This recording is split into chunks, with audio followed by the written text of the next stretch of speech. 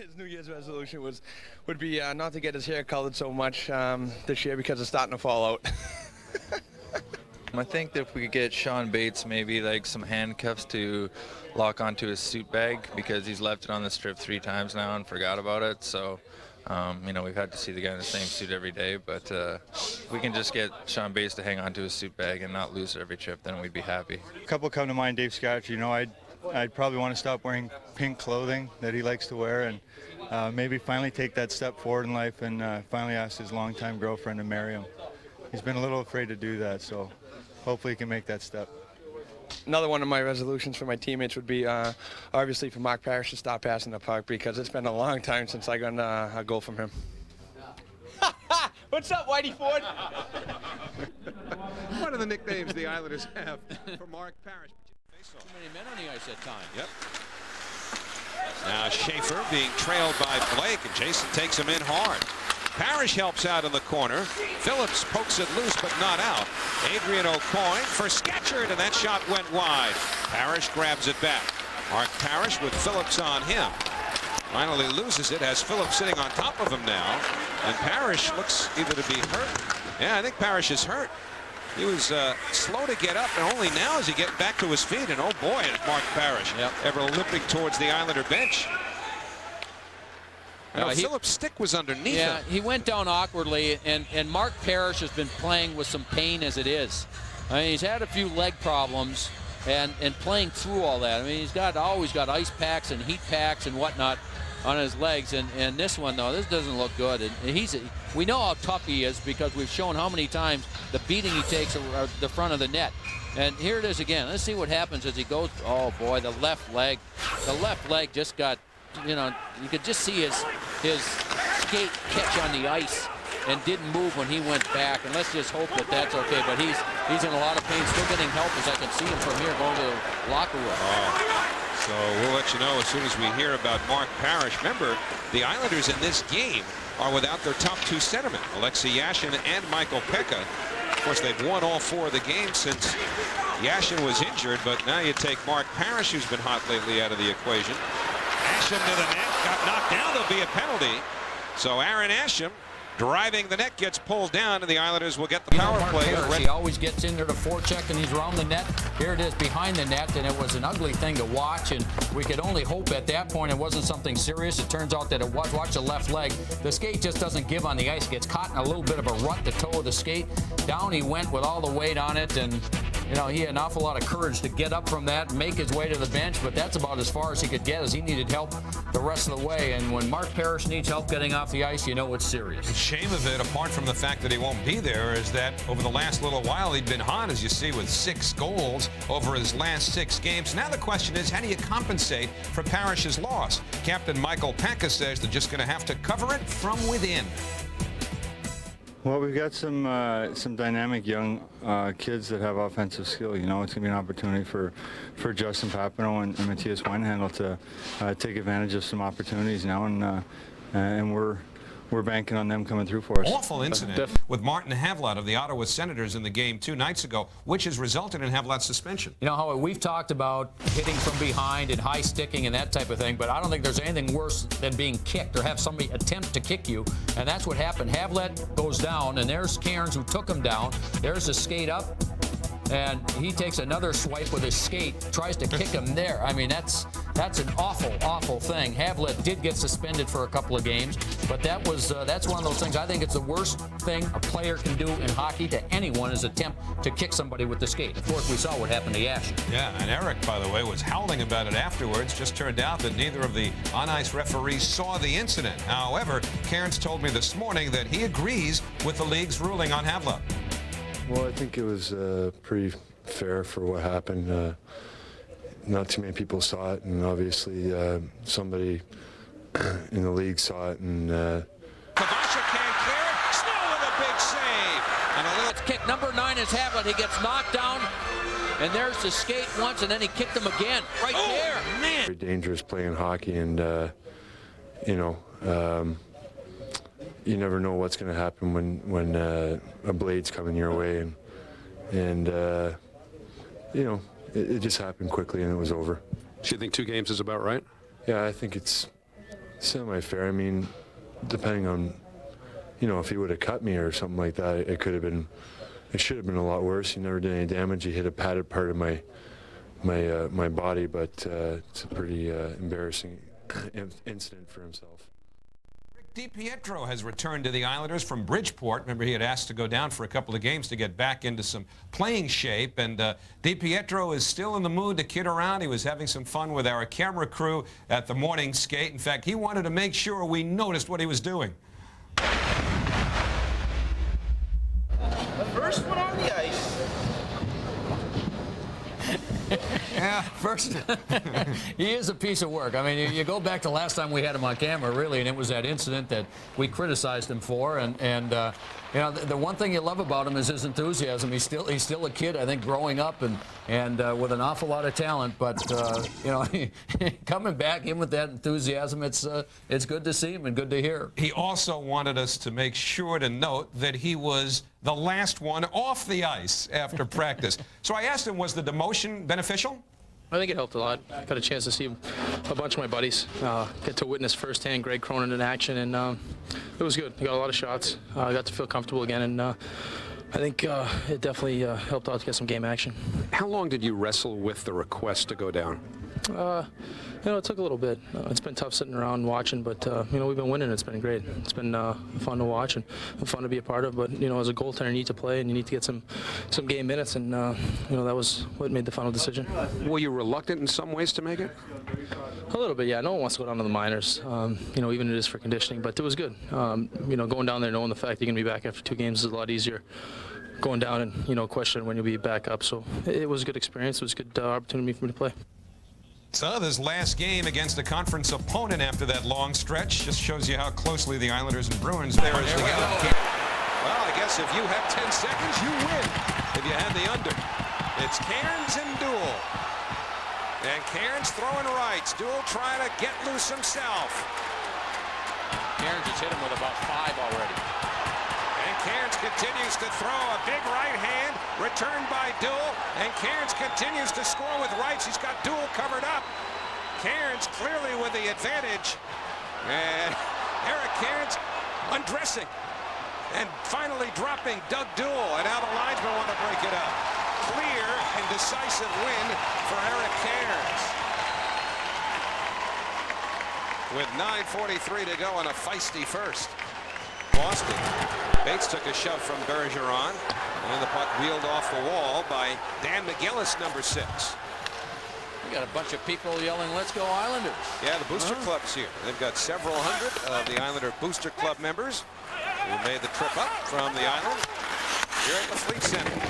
Pekka just finished a hard hit on Gilson, and Gilson was stunned by the hit, put his hands to his face. I think Pekka got the stick up. Now Hunter for Ninema. Fake the shot. Now a wrist shot to save. Rebound. Bates saved by Potvin. A third shot by Pekka is knocked aside by Felix.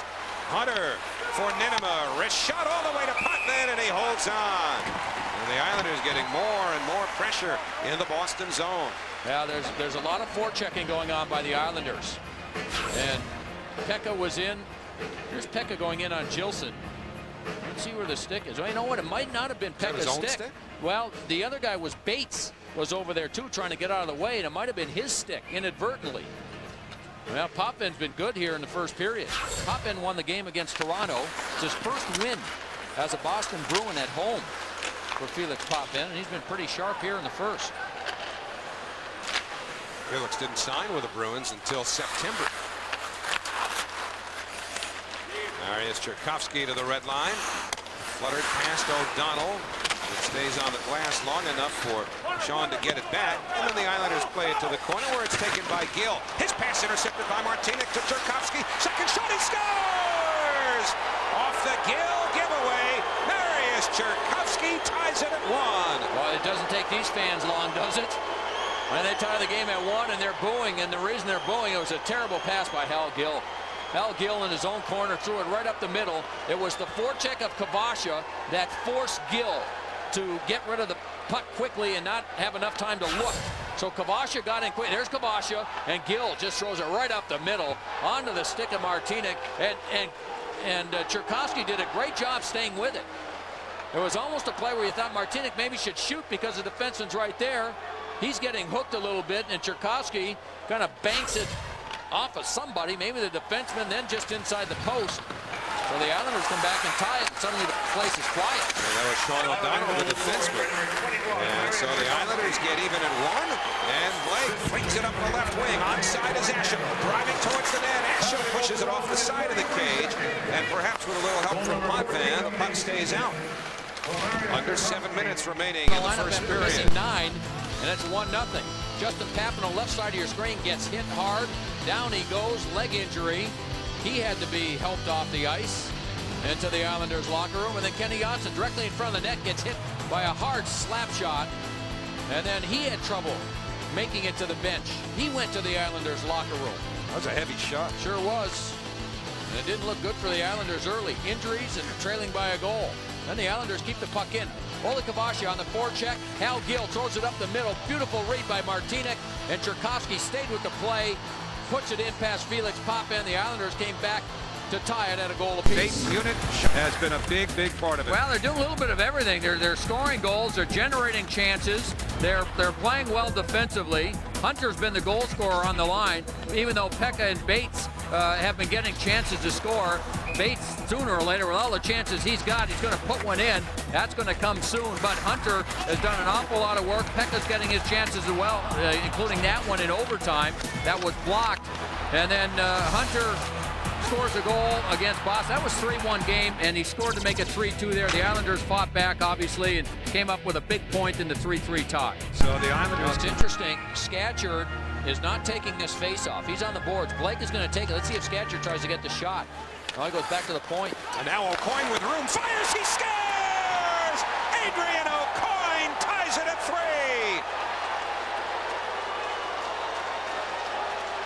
Hey, Scatchard didn't take the draw. He let Blake take the draw because Blake's a left-handed shot, and Blake went to his backhand to the boards, and Scatchard just put it back to O'Coin, who beat a man.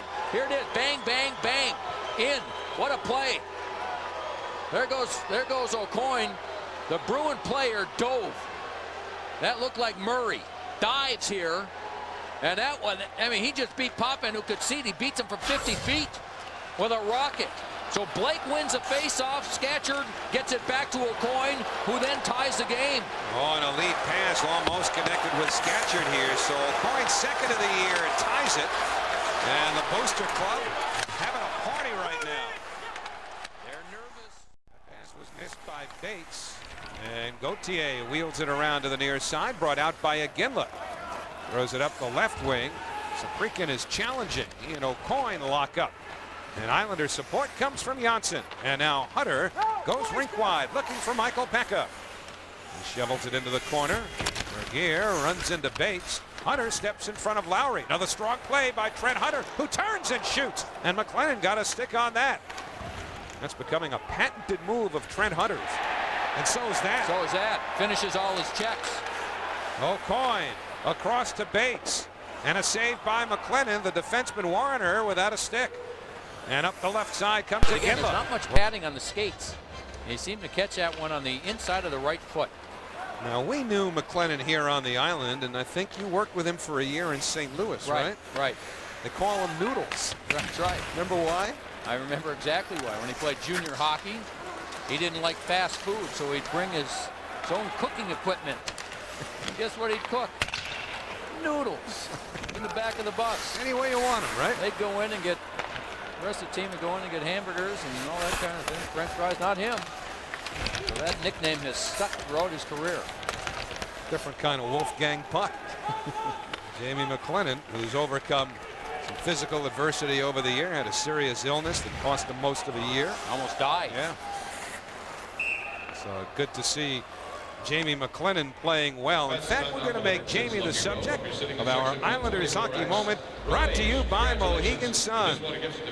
10 years ago tomorrow, with Lorne Henning as coach.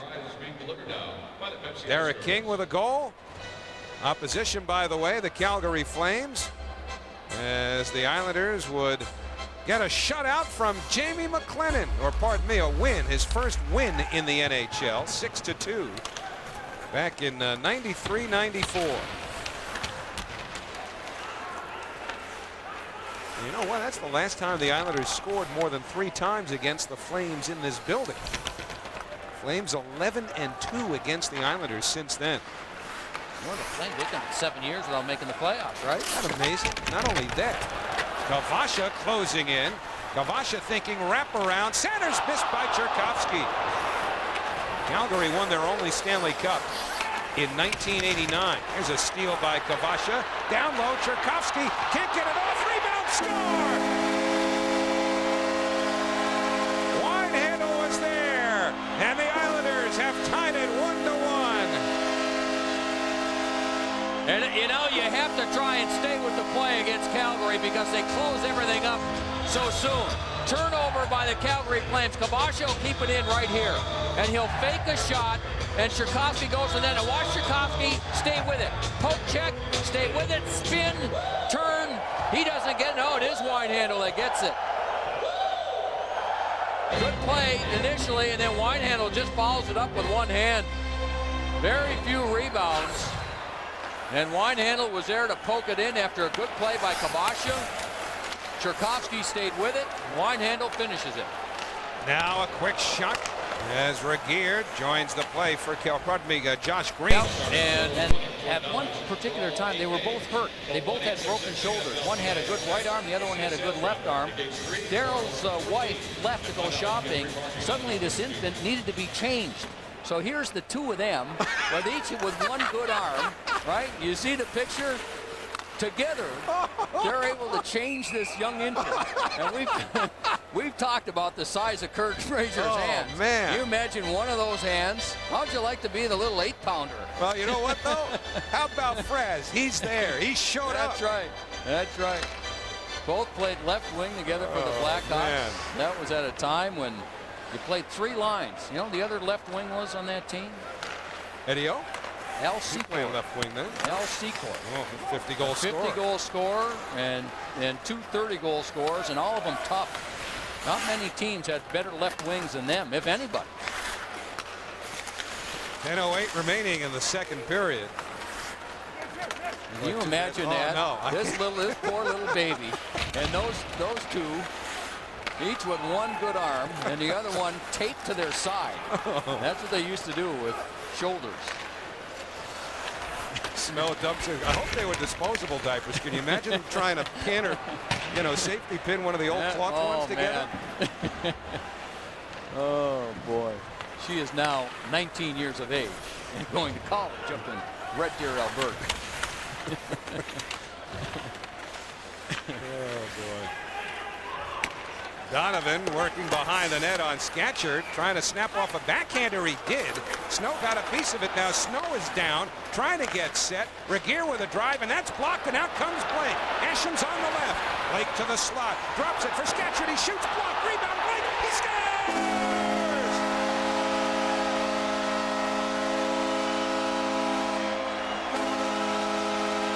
Islanders lead it 2-1 on a Jason Blake goal. This play by blocking the shot. Then I don't think he realized that this was a 3-on-2. See Scatchard there? I don't think Blake sees him. And then I think he hears him. Scatchard takes the shot. It actually hit Asham and bounced straight over to Blake. I think Blake right here hears Scatchard pounding his stick and yelling to him. So he dropped it to him. He got the shot. Asham was going to the net. It hit him, and the perfect rebound to Blake, who buried it. He's been their hottest point-producing forward as Jason Blake. That's now 11 points in his last 8 games. And his 12th goal of the year has given the Islanders a 2-1 lead. 8:54 now remaining in the second period.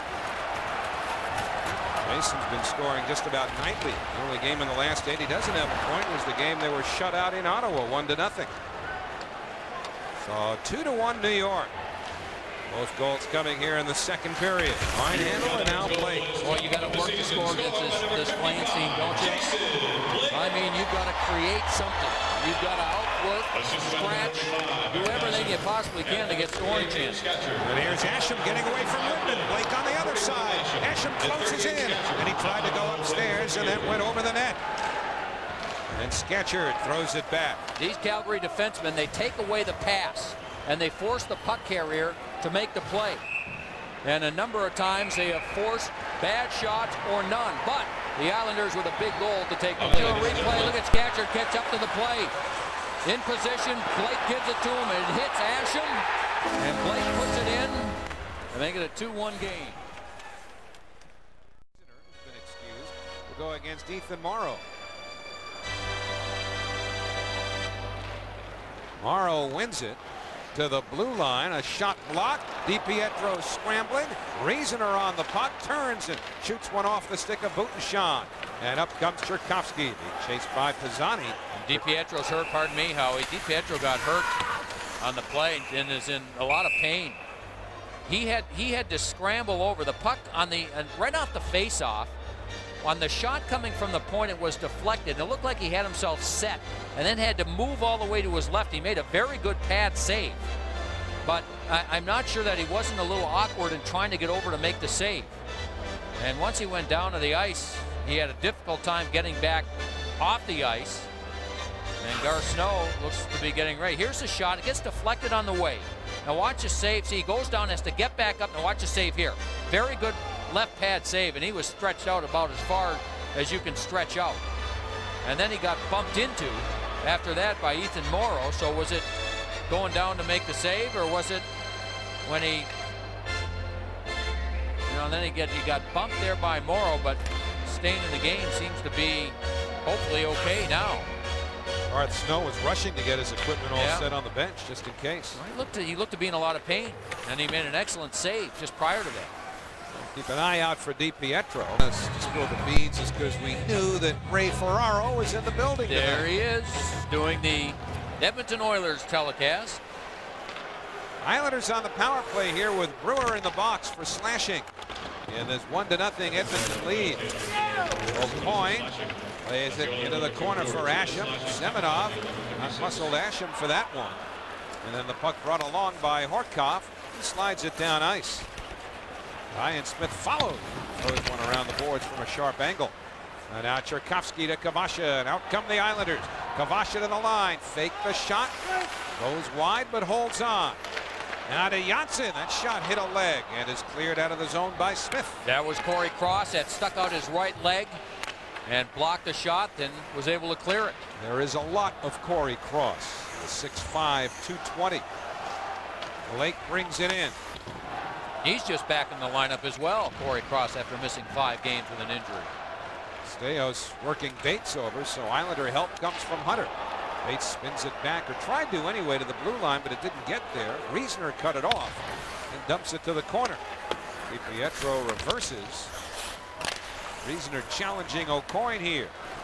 48 to go to the power play. Now Bates has room.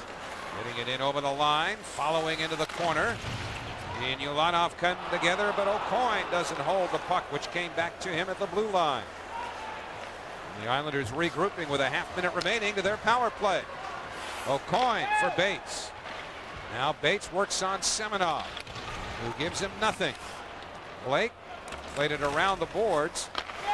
O'Coin nudged it towards Ninema. 19 to the power play. Hunter got it from Blake, now returns it. Hunter drifting to the front of the net. Bates feeds the blue line. Ninema back for Bates, and now Hunter. 7 seconds left of the power play. Bates to Ninema. Fake the shot. Sets up O'Coin, and a save by Conklin. Nice setup. O'Coin was able to get plenty on that redirection, but Conklin made a good save as Brewer comes out of the box. The Islanders managed 1 shot on that power play. Now that was also a good play by O'Coin to get the shot through, and he had it going to the far corner, and Conklin, with that quickness, able to make the save. 5:46 remaining, second period. Pekka with a hit on York, who dumps the puck in. Pietro looks for the outlet. And now it's Hammerlick for Martinek. Radek up to the line. Lets it go. He scores! Radek Martinek has tied it 1-1.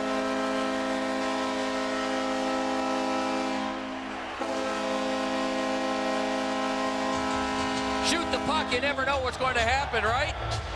Martinek let it go just inside the blue line. How about right at the blue line? And it just beats Conklin, and that's one you've got to stop. A rising hard shot by Martinek right over the glove. And this game is tied. Conklin had been steady up until that point. And that might have been one of his easier saves had he made the save. And what's important now from an Islanders standpoint is the fact that the crowd was turning on him a little bit after the power play didn't go anywhere, and you talked about a relative lack of passion on their part. Well, now you get the tying goal, you get the crowd back, and you can sense it here in the building that the Islanders, at least for the short term, have something going. Got it deep again with Becker. Working the corner.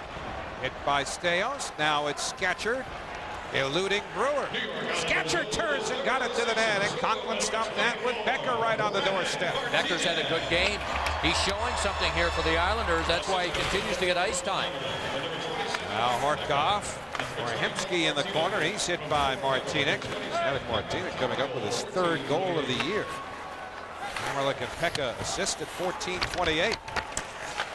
Long drive by Ulanov, steered over the glass and out of play by DiPietro. All even with 4:33 left in the period number 2 until this.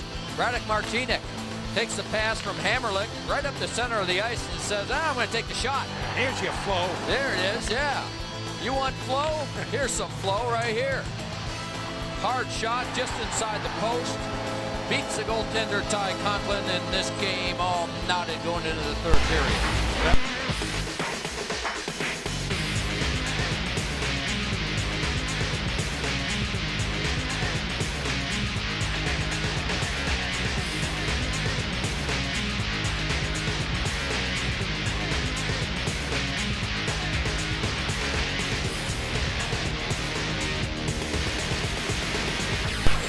Scatchard was in quick. Johnny Ninemas shot deflects. Martinek steps up, throws it into the corner. Hunter with Ulanov on him. Gets rid of Ulanov. Blake had lost his stick but gets it back. So now Kavasha manages to keep it alive at the blue line. For Horkov, plays it away from him. And Kenny Janssen comes back to the Islander blue line to get it. And now Blake with Hunter and Kavasha, a new line as well. And the Oilers go offside. And I think we're going to have a penalty coming up here. Looks like a slashing penalty. I think on Stoll? Yeah, he can't believe it. Jared Stoll's trying to figure out. It must have been on the play on Kavasha.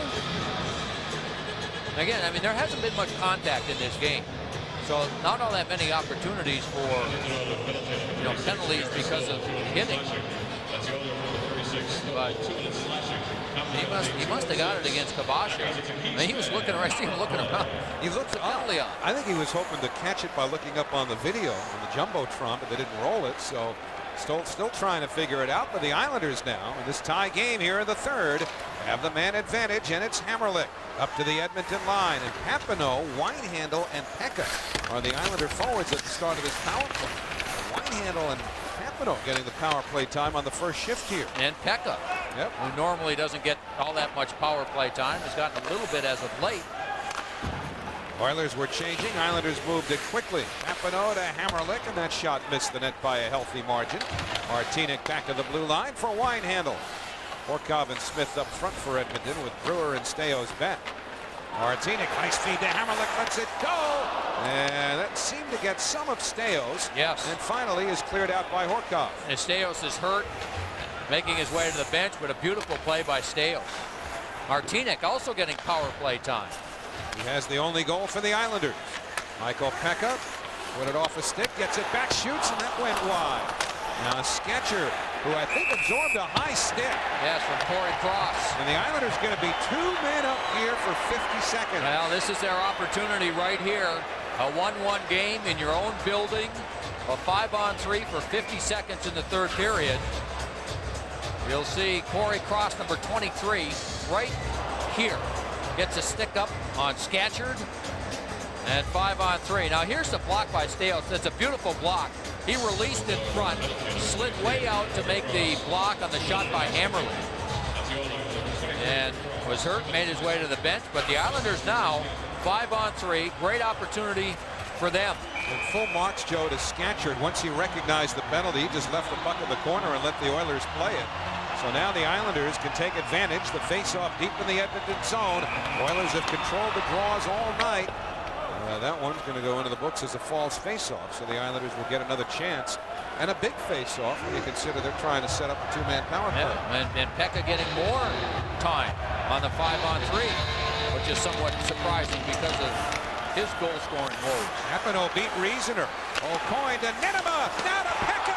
Oh, and Conklin can't control. Papineau scores. And the Islanders take a 2-1 lead with a 5-on-3 power play goal.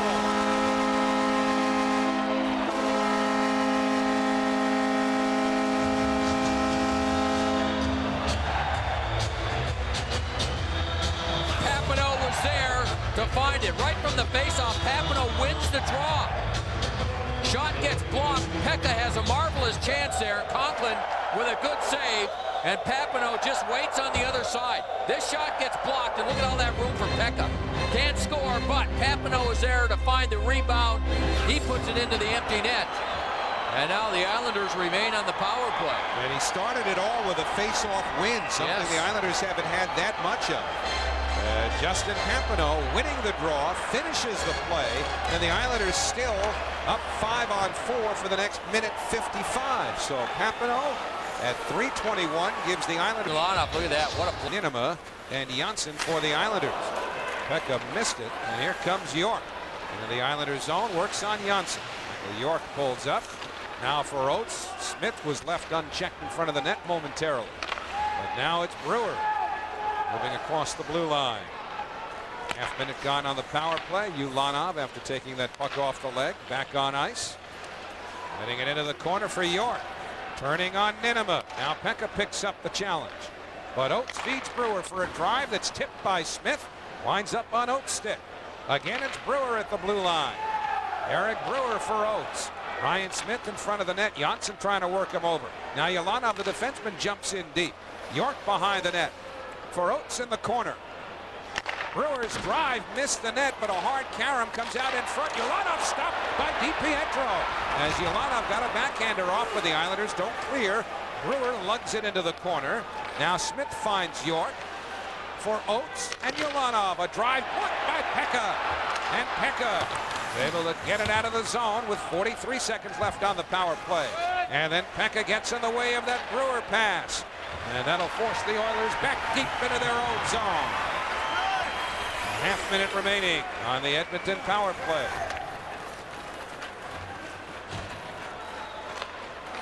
Up the left side and trying to get it deep was Morrow.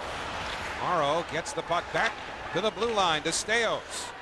Steve Staios with 15 to the power play. Cross and Staios play catch. Now Cross for Reasoner. Staios a drive, save DiPietro. And along the boards it comes. Bates gets rid of it, and that'll take care of the Brewer for Edmonton. Now for Reasoner. And Marty Reasoner sends it all the way down. So the Islander power play features Pekka along with Papineau and Winehandle once again. Ninema and O'Coin the defense. Conklin around but not out. Good keep by the skate of O'Coin to Papineau. He scores! Justin Papineau on the power play. His second goal of the game, and the Islanders regain the lead. It's 3-2 New York. And Smith's penalty could be a killer for the Oilers. Well, the Oilers failed to clear it, and keeping it in with his skate was O'Coin. And look at the quick shot. Offensive players can score from just about anywhere, and that's what Papineau is. He's an offensive player, and he just turns. I mean, the shot wasn't necessarily hard, but it was quick, and it was in a perfect spot. So Papineau with his second tonight, and the power play goal gives the Islanders the 3-2 lead. And Smith will be thinking about that penalty all Playing night. a regular shift. Tchaikovsky hasn't played a shift in this third period. Or if Mappletoft or Becker. But right now with that Edmonton net empty, Kenny Janssen gets it out of the zone. Brewer has a step on Bates. Half minute remaining. Third period. Bates giving Brewer all that he could handle here before Brewer hands off to Ryan Smith. He fails to get it into the Islanders zone. Asham knocks it back the other way. 20 seconds remaining in the third. Brewer in the Edmonton zone. Up for York, and a lead for Isbister off his stick. Kenny Johnson makes the safe, smart play.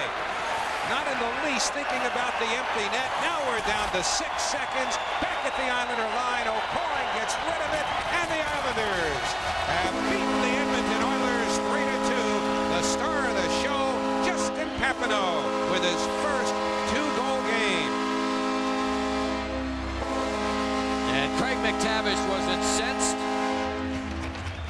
I think about a couple of the calls. The Islanders 2 power play goals in the third period, and Justin Papineau was in the right spot and came up huge for the Islanders in a game that they had to win.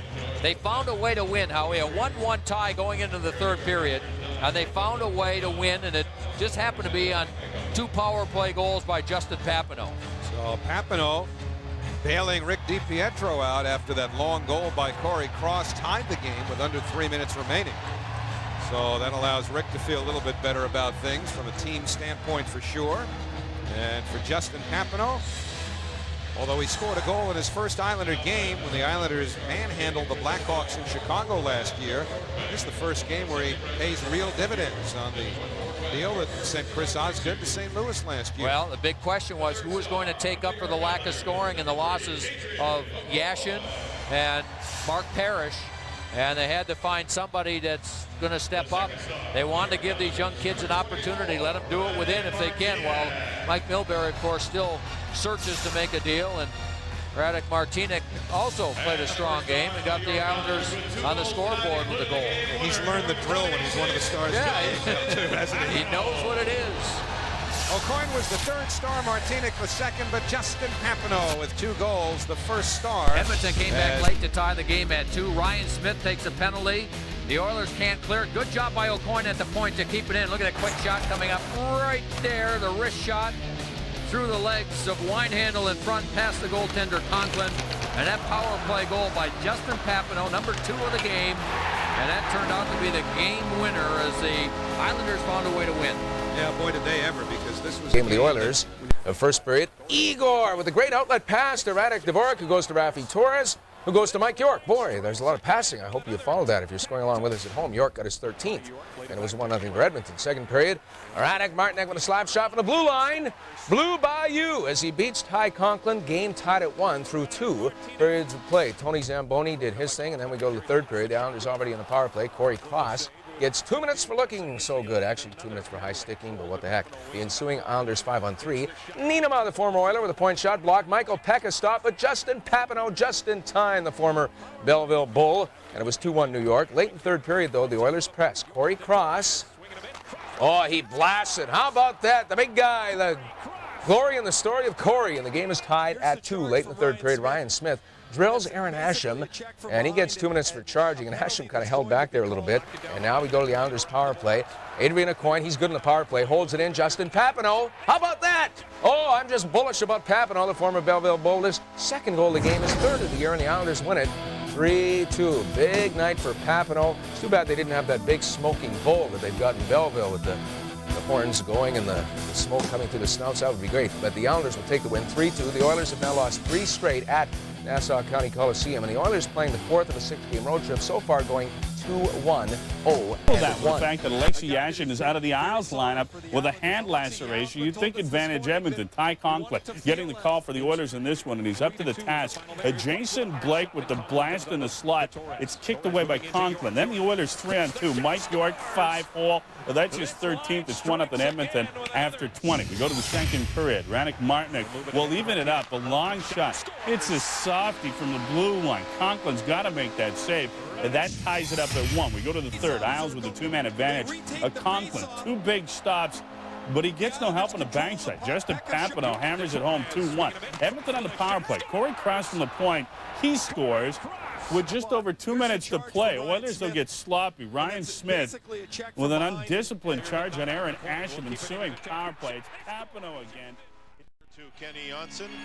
DiPietro, no rebound here. Looks comfortable when you see him make his first save. He ate it right up. Bobby Holik, you'll see him standing right there looking for a rebound. In fact, he even put his stick right into the pads of DiPietro. This is a look at the penalty that was called there. The stick went up on Ruchinski from Kenny Janssen. Messier won the draw. Pody shot glove save. DiPietro, and he holds it. And again, Sam, that time it's Lindros. He slapped away at the hand of DiPietro. Holik did it on the last save. Lindros did it here. Big win by the Rangers on the draw. Messier, here comes a shot, and this some save, and then a slap right there by Eric Lindros. You know, DiPietro's moving to his left, had to reach back with traffic and catch it. That was a nice save. Lindros, Messier, and Nedved up front. Pody has replaced Carter. Islanders clear. Michael Pekka sending it down. Look at Blake chasing Leach. Blake and Pekka remained on. The defense pair is now Hammerlick and Aucoin, rather Ninema and Aucoin. Shot by Messier, deflects behind the net. 50 seconds to go on the power play. Blake tried a clear stop by Pody. Shot went wide to Nedved. Nedved turning, feeds Leach. Nedved, Messier, Lindros in front against Aucoin. Leach one times it wide. Around the boards, it went up into the netting. I don't think DiPietro saw that one as Brian Leach took the shot with Eric Lindros standing in front. I don't think, Sam, but let's watch Lindros here go after and take the body on Ninema. That was a crunching hit, and he threw him down on the play. DiPietro knows he's got to move some traffic to try to find shots. See how he's standing straight up to look around Lindros? Now he gets settled, and that shot missed the right goalpost. Coach Sterling, I think, really feels it now, 36 seconds away from killing this off. He does not want that same pattern to happen of being down early in games to the Rangers. Pody heads up ice. Martinek and Hammerlick are on defense for the Islanders. Sean Bates and Ole Kavash the forwards. Good hit by Hammerlick on Lindros. Out to the point, Pody. To Nedved and around to Messier. Martinek on him. Lindros and Hammerlick move in. It's kicked loose. Lindros gets to it. Taken away by Kavacha. Lindros went down. Kavacha clears. And that'll do it for the power play. Good work. 2 good shots. 2 good saves by DiPietro. Rangers missed the net maybe a little more than what they wanted to. 3:20 gone by in the first scoreless game. Ruchinski, big drive, glove save. DiPietro, and he holds it. He looks settled, doesn't he? He's had 3 shots that have come to him, and he is not allowed a rebound on any of the 3. This is a good shot by Ruchinski. Just inside the circle, but it was headed top corner. And Rangers are skating well, getting some shots early. The boards and out. And look at Jason Blake, race to the puck and shoots. Save made by Dunham. Blake takes it away and scores. Jason Blake, using his great speed, takes the puck away, got the initial shot, takes the puck away, scores a shorthanded goal, and the Islanders lead 1-0. Islanders' 5th shorthanded goal of the season. There's the battle on the backboards, and then Pekka throws it down the ice, and Blake with his speed just took off. And he ended up getting a shot on goal. Everything looks okay. And then Messier had trouble with a bouncing puck. And you know what? Watch Blake settle the puck down here before he shoots it. Watch him settle it down there. He settled it down with a toe of his blade and then let the shot go and beat Dunham 1-0 Islanders. Just past the midway point of the first. Olik moves down. Islander fans get noisy at Madison Square Garden. Olik out to Leach. Minute 10 to go on the power play. Anson Carter. Kavacha and Bates have come on with Hammerlick and Ninema for the Islanders.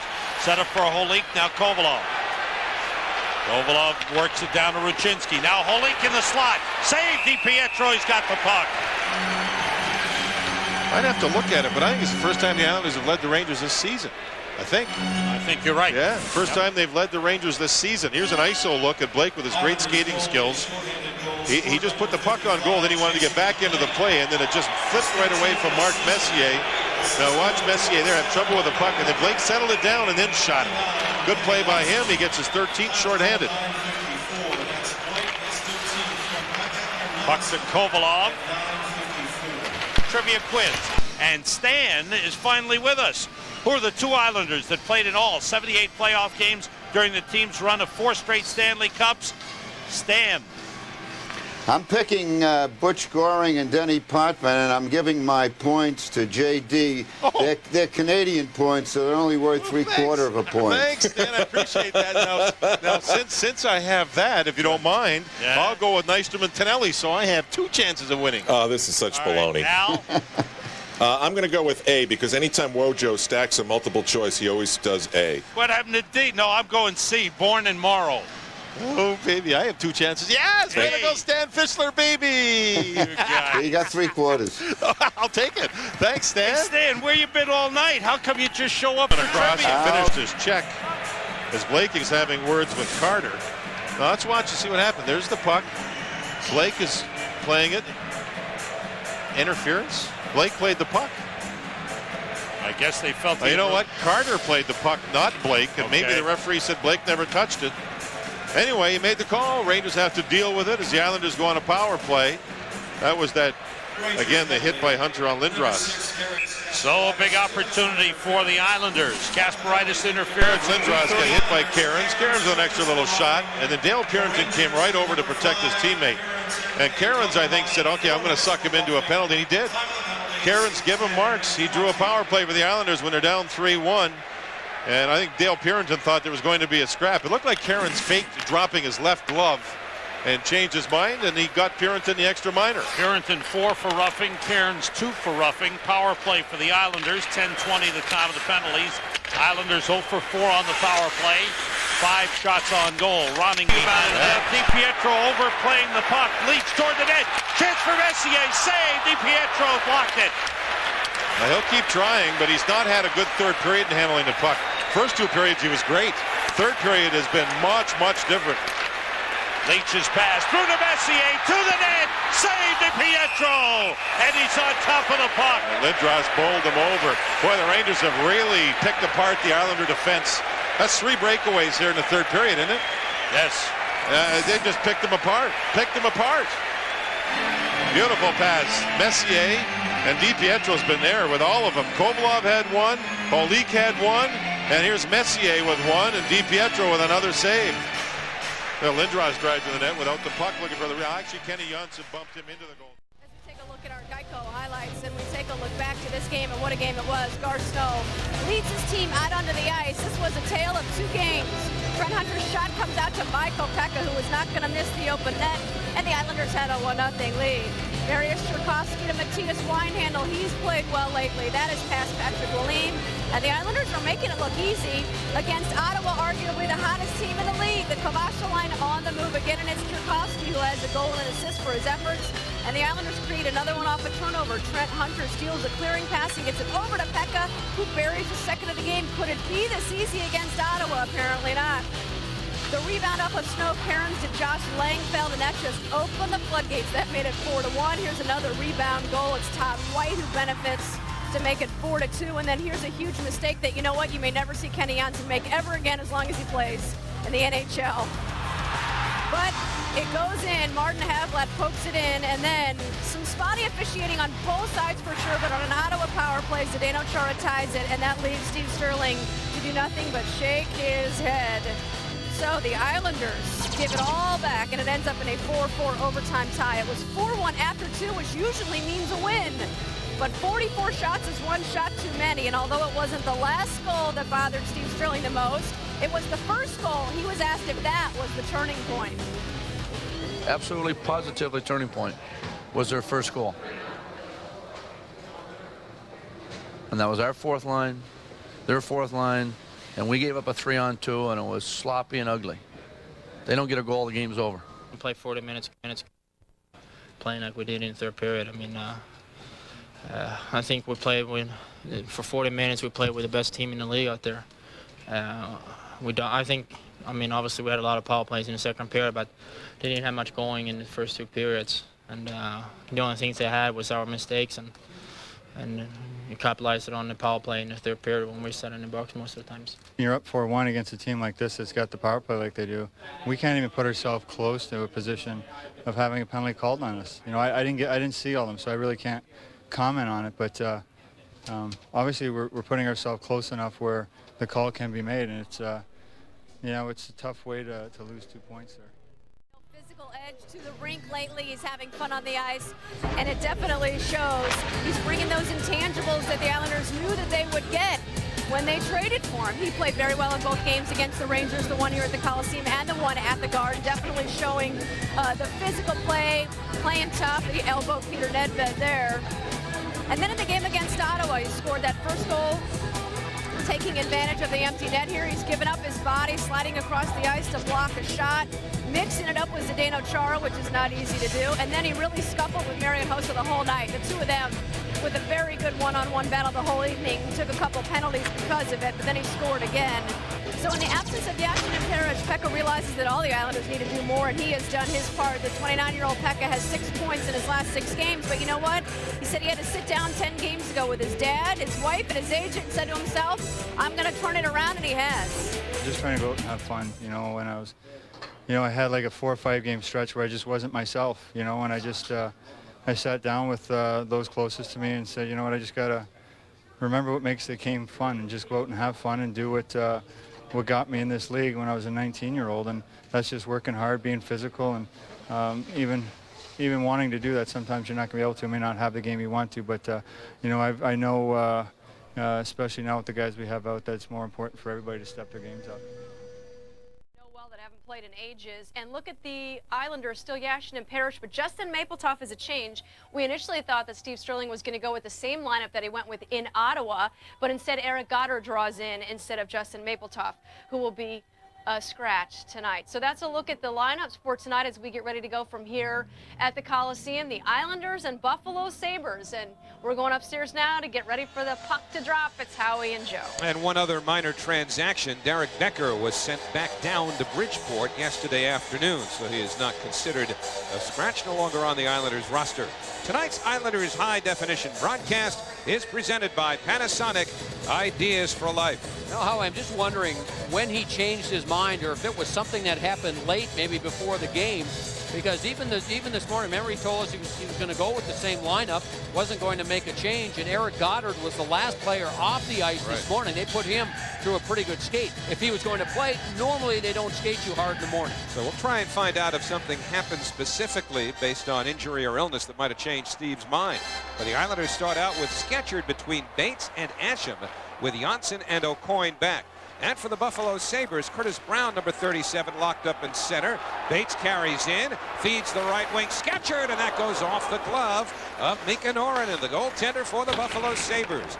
Kotelik, number 12, Botterill, number 28, the other forwards for Buffalo, with Rory Fitzpatrick back on defense for the Sabres, along with along with Alexei Zhitnik. And you know what happens, Howie? This is a Buffalo team. Their defensemen are extremely aggressive all over the ice. So for the Islanders, if they can force turnovers like they did in the neutral zone and then move the puck up quickly the other way, they're going to find themselves getting some chances as they just got there. In particular in the offensive zone. These defensemen for Buffalo will pinch in. The Islanders forwards, their wingers in particular, have to be strong and tough on the boards tonight and make the right plays. If they do, the Islanders could get plenty of odd man chances. Lindy Ruff's trying to mold the Buffalo defense somewhat in his own image, because he played that way. Yeah, he likes them playing that way. He especially likes it because he feels his goaltenders are good enough to handle the pressure. Denny Janssen slaps it off of Brown, who follows with a shot, and DiPietro got a piece of that. Botterill took a hard hit from O'Coin as the puck sits in the corner. Janssen trying to tie up Kotelik as DiPietro wheels it around the boards. It comes out of the zone. Brian Campbell, a defenseman, number 51, was spilled deep in the Islanders zone as the defenseman was in deep. Yeah, see where he was? Way inside the top of the circle. Now Campbell sends it in. And the Sabres making a change on the move just a little more than a minute into the opening period. Good outlet pass from Hammerlick. Jason Blake slaps it down the boards. Blake, Pekka, and Hunter, the Islander forward line. And now it's Zhitnik for Buffalo. Sending it in behind the Islander goal. DiPietro looks for an outlet. Again, Zhitnik moves down the boards. That keeps the puck in. Chris Drury centers, but DiPietro might have gotten a piece of Dumont's stick too as DiPietro is moving across. One defenseman trapped. That was Kalinin. 2-on-1 with Blake and Pekka. Blake to the slot. Shoot. Save made. Rebound is under Kalinin and sent out of the zone now by Dumont. And again, Joe, the Buffalo defense getting caught. Well, Zhitnik made the first play that led to a good scoring chance for Buffalo, and then Kalinin moved up, and it was a great block of the shot by Hunter that led to the 2-on-1 the other way. Aaron Asham just failed to clear. He put it right off of Jochen Hesch, number 55 for the Sabres. Hesch was injured and did not play in the Sabres-Islanders game 2 of this year. as the puck is wheeled around the boards by Yanni Niinimaa. Hesh had a broken arm, which he suffered in preseason and missed the first 17 games. Yeah, he's been good as of late, though. 11 points in his last 9 games, a goal and 10 assists. So chances on both ends because of the plays. Here's the second part of it. Kalinin has his shot blocked. Now 2-on-1 the other way. Blake makes a good play. Watch him fake the shot and stay to his forehand. And that's a very good save by Norrinen. Norrinen was a #1 draft. Boy, there's going to be a penalty here. High stick indicated. See which way this is going. I believe it's against the Sabres, and it is, as Hesh heads to the penalty box. The Islanders will get the power play. Now, Lindy Ruff's been happy with the way his team's been playing. And you mentioned Lindy Ruff as a player, a hard-nosed player, all kinds of intensity. He coaches the same way. And he learned to coach. He's become a very, very solid coach, very good coach. He learned an awful lot under Roger Nielsen. Got this team turned back in the right direction. They've had a winning record over the last dozen games or so. But now they go to the penalty kill as Papineau, Ronning, and Hunter are up front for the Islanders with Janssen and O'Coin back, but Curtis Brown short-handed. Moves through center. Brown into the zone, had it flicked away by the stick of Papineau. And now Justin Papineau in over the Buffalo line. Ronning waits for it at the other side. There's going to be another penalty to the Sabres here. Islanders going to be 2 men up. Will Papineau just give the puck up here? He does. And the Islanders will have 1:21 of a 5-on-3 power play. Now, no one else on the ice knew that there was a delayed penalty. Papineau got the high stick from Zhitnik as soon as he moved the puck in. He took the pass from Ronning in the neutral zone, and when he skated over the blue line and tried to put it behind the net, watch the high stick come up right there. That was by Zhitnik. It came up. Now, at that point, none of the other Islanders know that there's a delayed call. There it is again. High stick by Zhitnik. The referee, you can see in the background here, puts his hand up. And that's a double minor, as you can see the blood on the lip. So a big chance for the Islanders, 5-on-3. O'Coin across to Ronning. In fact, as Ronning takes the shot, it's knocked aside by Norrinen. 4 minutes because of the high stick given to Zhitnik. So the Islanders going to be on the power play for a while here. And for another minute, it's a 2-man power play. This is Kavasha in the circle. Kavasha straight away to O'Coin. His shot was blocked by Taylor. Comes right back to Ronning. Down low, centering feed deflects. And it's grabbed back by Kavasha. Now for O'Coin. Ronning moves straight away. Ronning looks, feeds Kavasha, who put it off the stick of Norrinen. 40 seconds to the 5-on-3. O'Coin to Ronning. He faked the shot. Now he takes it. He scores!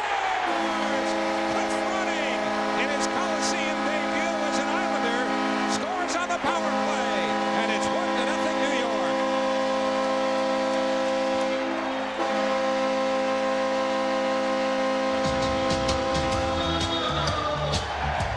Now, Lindy Ruff not happy with the penalty. Cliff Ronning's a smart player.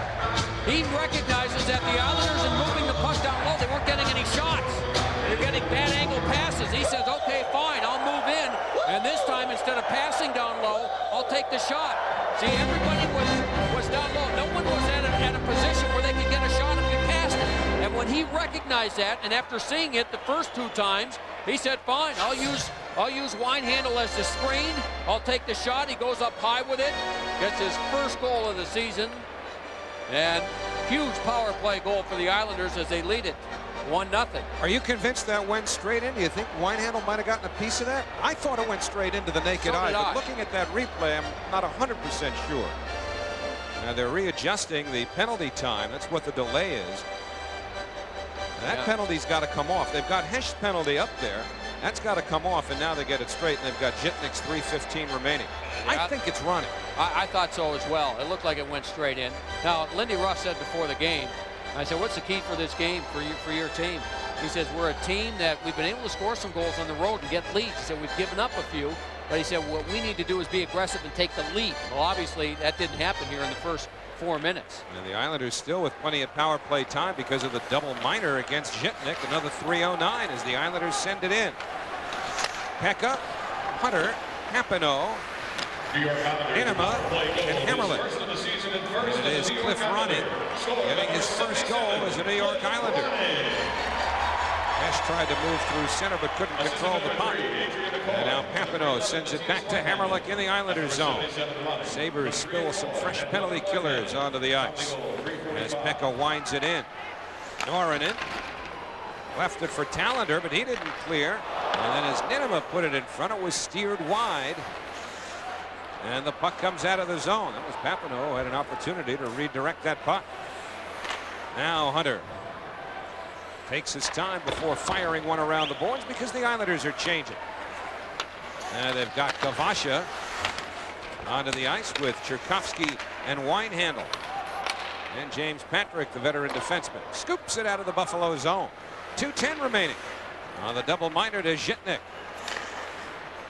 Marius Cherkovsky works his way through the neutral zone into the Buffalo end of the ice. He's surrounded, gets help from Winehandle.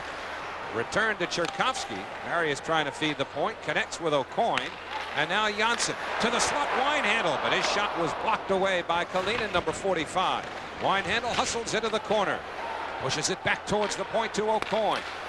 And at 40 to go on the power play. Janssen for Kavasha. Ola Kavasha spreads it out. Janssen's one-timer, score!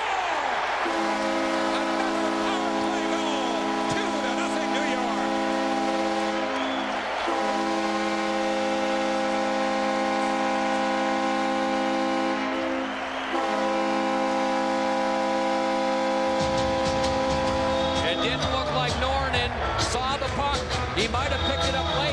The Islanders recognizing that nothing is happening down low, so they're taking the shot from the point.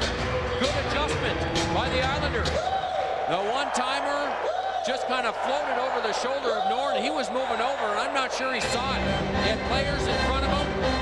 No, maybe he did. Maybe he just missed it. Maybe he didn't expect the shot from Kenny Janssen. The shot was perfect.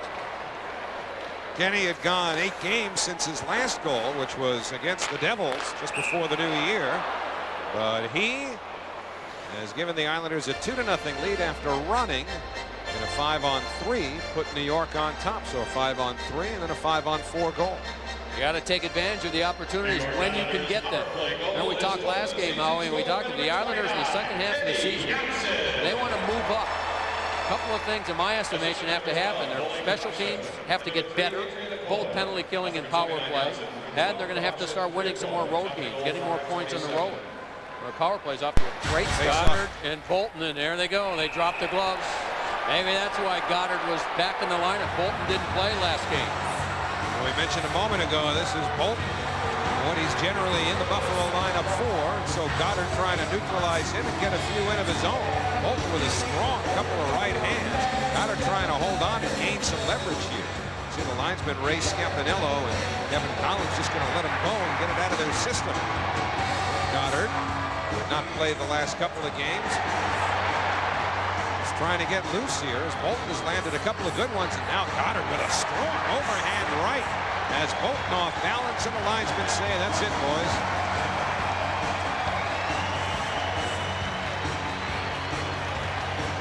Took him a while to get in position, didn't it? We'll give Bolton high marks for starting this right off the start. There was no question, and that man Lindy Ruff, I think, wanted to try and change the way this game is. I mean, look at the conversation. I mean, as soon as the puck is dropped, they just stand back. Here it is.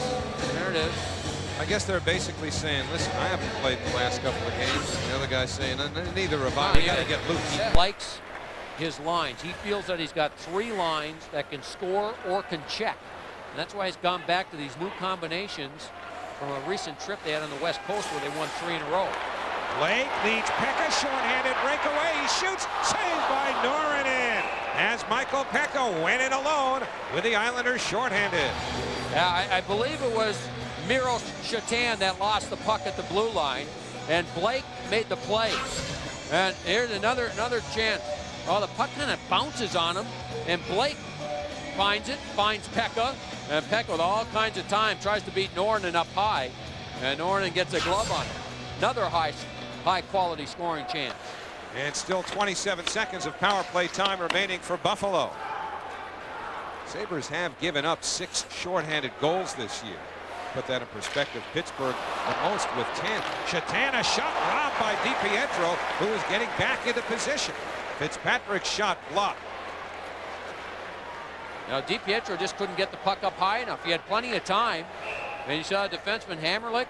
You know, Pekka was in the offensive zone, threw it out of the zone to Hammerlick, who threw it all the way back to DiPietro, who had plenty of time, and he just simply couldn't get it up high enough. And the Sabres knocked it down. Knocked it down, and then this, and Shatan has the chance, and he has to make an excellent save. Well, the Buffalo Sabres got into some penalty problems. Early in the first period, Cliff Ronning will take advantage, 5-on-3, up high over the shoulder of Norrinen for Cliff Ronning, his first goal as an Islander. And that makes it 1-0. And then later on, still on the power play, Kenny Janssen, this time a 5-on-4. He took the pass from Ole Kavasha, the one tipped in by Taylor, and that made it 2-1. And then it was almost 2-2 as that one stayed in. Norrinen, after it was 2-0, really made some fine saves, including that one on Aaron Asham. Wing board. Centering feed gobbled up neatly in front. And out to center comes Asham with Scatchard. Scatchard pulls up, shoots, and he scores! Dave Scatchard! And it's 3-1 New York.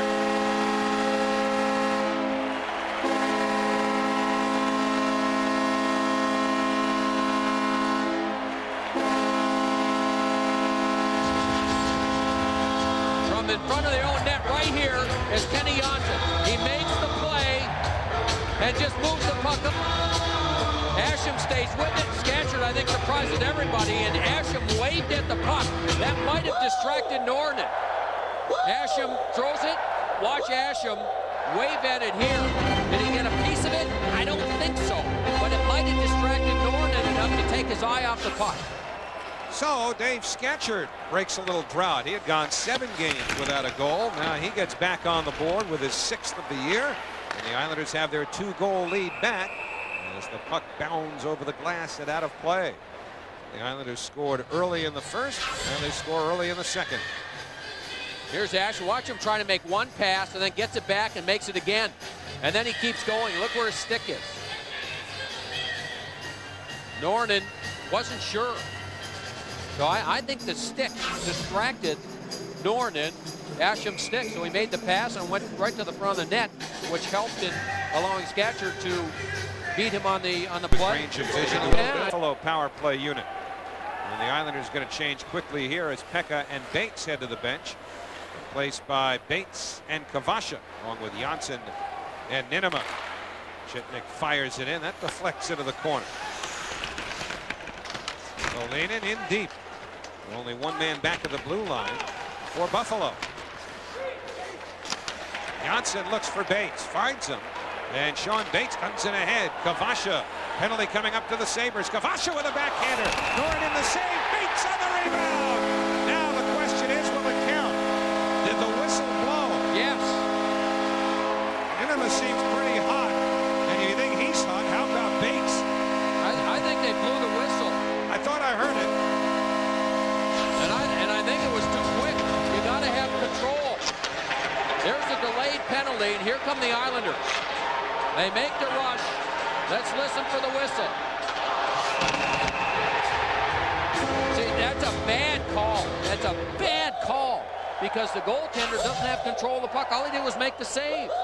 I mean, you can't blow the whistle until the team that's being penalized has control of the puck. And Andy Van Helleman, the director of officiating, is here. Steve Sterling is upset, should be. I think it's a terrible call. And you know what happened? Here's what makes it, I think, a bad call. The official that blew the whistle was in the neutral zone. There were officials, the other referee was on top of the play by the net. He was watching the play. Why not let him make the call? I mean, we saw that in Ottawa, too, the other night where, you know, officials are making calls from 100 feet away. That's Stefan Auger. He was one of the 2 referees in Ottawa on Thursday night. Dave Jackson was the other one. And the Islanders, as well as the Senators, were not happy with his work. You see, here's this official back here. The other one is over here. Now watch what happens. I mean, there's no reason to blow that whistle until Buffalo has control of the puck. They didn't have control. So Bates, who stood to break a drought that has lasted 16 games, will have to work a little harder to come up with one. Can you imagine what he's going through his mind? And he's had some great chances over the last, well, really most of that stretch. I mean, that was a great effort by him. One hand on the stick to score the goal. Ronning. Backing up. Now to O'Coin. That drive got all the way through, and I don't know that Norton realized it had hit him in the pad. I think it deflected on the way there. And Ronning, this is exactly where Ronning wants the puck. The sideboards with a little bit of time. Didn't have much there, but they'll try and give it to him with time. Now he's got a little time. Now he waits. Lofts one to Hunter. Shrugs off one. Goes to the other side. Johnson to O'Coin. Lets it go. Blocked away. Rebound. Hunter. Oh, and Norton got over. Hunter, who had a great chance, has it again. Pekka has it blocked. Good play by the sliding defenseman, Alexei Zhitnik. I'll tell you what, Ronning keeps getting better and better. Let's take a look at the penalty again, which I think was a bad penalty. Oh, boy. And Lindy Ruff, I don't know if he has, you're right, I don't think he's got any gaskets left, but when he sees that one again, I mean, that's just, it's a miss. And they call it to put his team down a couple of men. I don't know anything about. That was a bad call. I don't know anything about cars. How many gaskets do you get? Asham to Ninema. He scores! And if Ruff has any more gaskets, he'll lose that one too. And the Islanders lead it 4-1. I think a Ford Fairlane used to have 4, and that was in the old days. Buffalo can't clear the puck, and Niedema just moves in from the offside point, and the quick shot through the goal. There it is again. It's a good shot. Perfect pass. Asham gave him the pass. They get all of it. That went through the legs, in and out in a hurry, and huge goal for the Islanders as they make it a 4-1 lead now. Lindy's got that I need a tune-up feeling in that draft. Just to give you some perspective on how long ago it's been. Fuhrer now in the Hall of Fame. Retired for a few years. Patrick keeps going. I think Ron Francis was in that draft too. I think that was Francis's draft year. Line handle stepped into Roy. In fact, that might have been your draft year. I wish. Curtis Brown for Fitzpatrick. Goes off a leg. Winehandle tried to turn it up to the breaking Kavasha. Couldn't get it there. And now Zhitnik keeps it in. Alexei Zhitnik around Cherkovsky to the net. DiPietro down. And Botterill scores. And they'll wash that one out. Guess what? Whistle. Penalty. Zhitnik is getting called for a penalty. And so the goal will not count. They're sending the captain Dumont over. Penalty to the Sabres. There go the Shucks. And no possession by Buffalo. Bates needed a goal. And they don't give it to him. Yeah. And that one should have counted but didn't. And then later on, Buffalo, trouble clearing the puck. Beautiful pass from Asham to Niedema. And Niedema puts it in. And then another non-goal. This one, in my estimation, should have been a goal. But goaltender interference was called on the play against Alex Zhitnik, and the goal was waved off. So the Islanders with a 3-goal lead. Jason Blake trying to clear the zone, and he does, sends it all the way down, and the Islanders have themselves a 4-2 win over the Buffalo Sabres.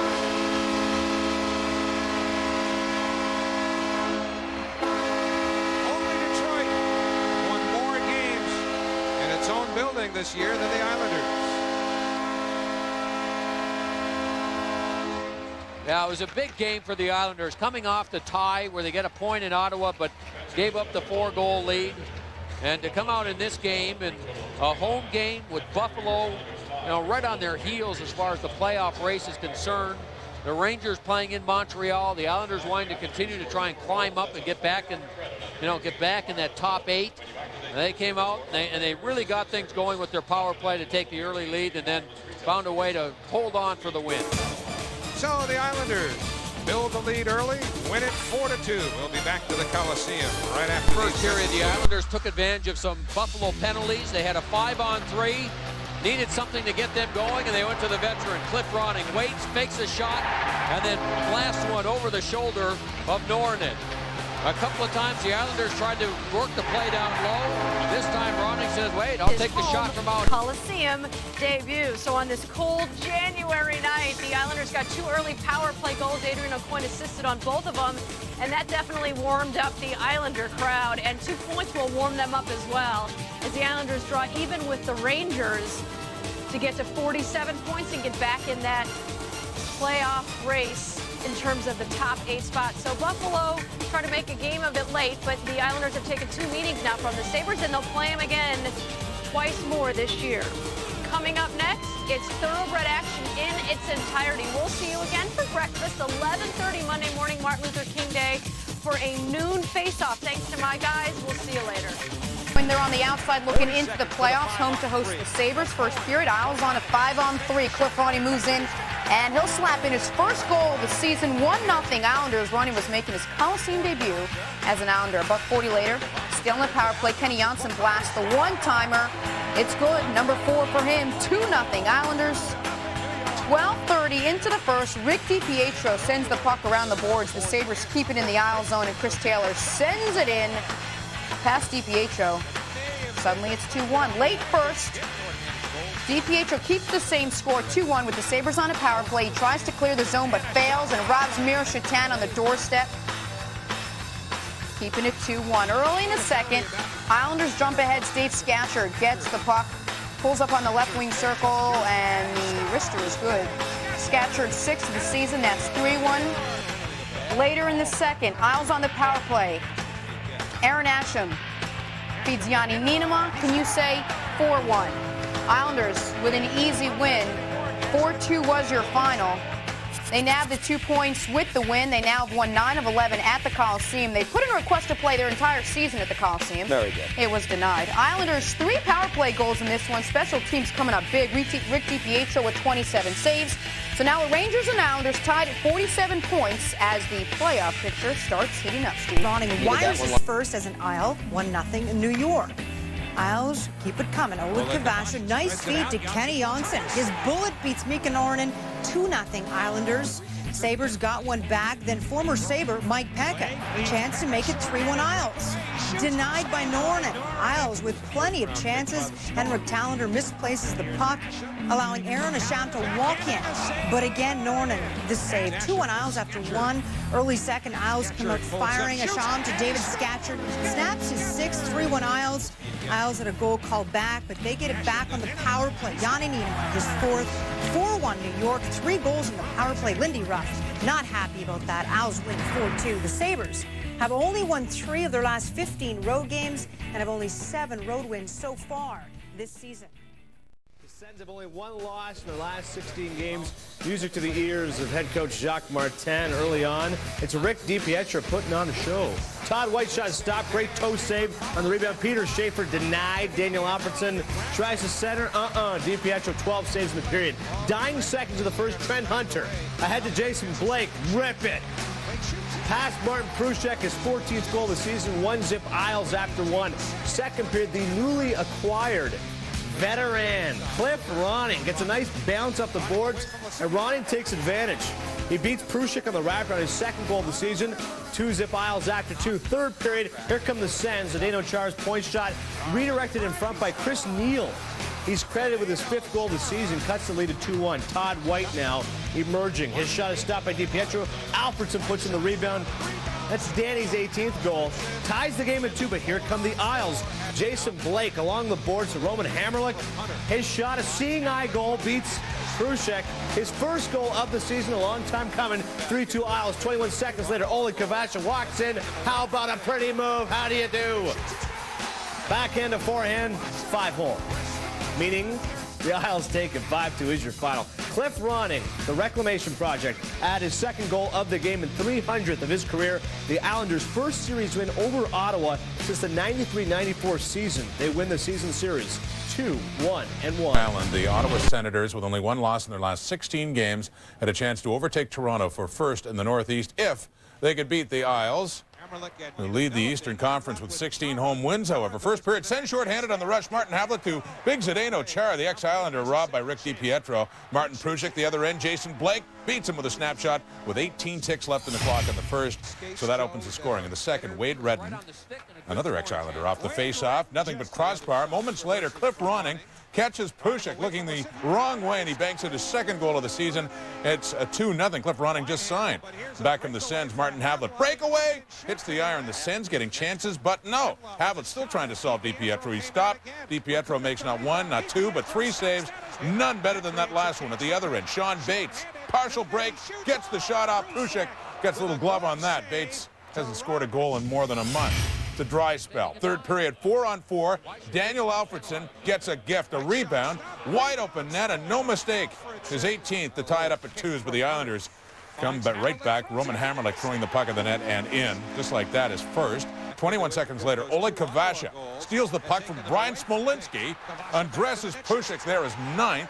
4-2 Islanders, and they do not stop. Ronning, nice acquisition for New York. Lays into one, his second of the game, not just that, 300th of his career, and you can't go more on top corner than that. 5-2 Islanders. Keep an eye on the Islanders bench. Mike Pekka dives for the errant puck, loses his seat in the process, and the Islanders have a little yuck about that. And they can afford it because they were up, and they went on to win at 5-2. Hamrlik, as mentioned, first goal in 49 games. The Senators lose on Long Island for just the second time in 19 games as the Isles win the season series for the first time since 93-94. We got more hockey for you. A great opportunity to take over first place in the East, losing for just the second time in 17 games. Ottawa also dropped the season series to New York for the first time since the 93-94 campaign. Off to the rink, Cliff Ronning, little guy, big heart, 298 goals, sitting close to 300. Second period, Cliff Ronning, sneaky. Marty Prusik still hasn't seen it, unless he's watching these highlights. The count now at 299. Isles looking for more. Ottawa can't keep it in. Sean Bates, partial break, looking for the shorty. Prusik says, I don't think so. Turn out the lights. Jacques Martin's men in a familiar spot. They trailed by 4 last week. Coming back is no biggie to them. 2:11 into the period, Zdeno Chara's shot goes off Chris Neal. Tough guy's got 5.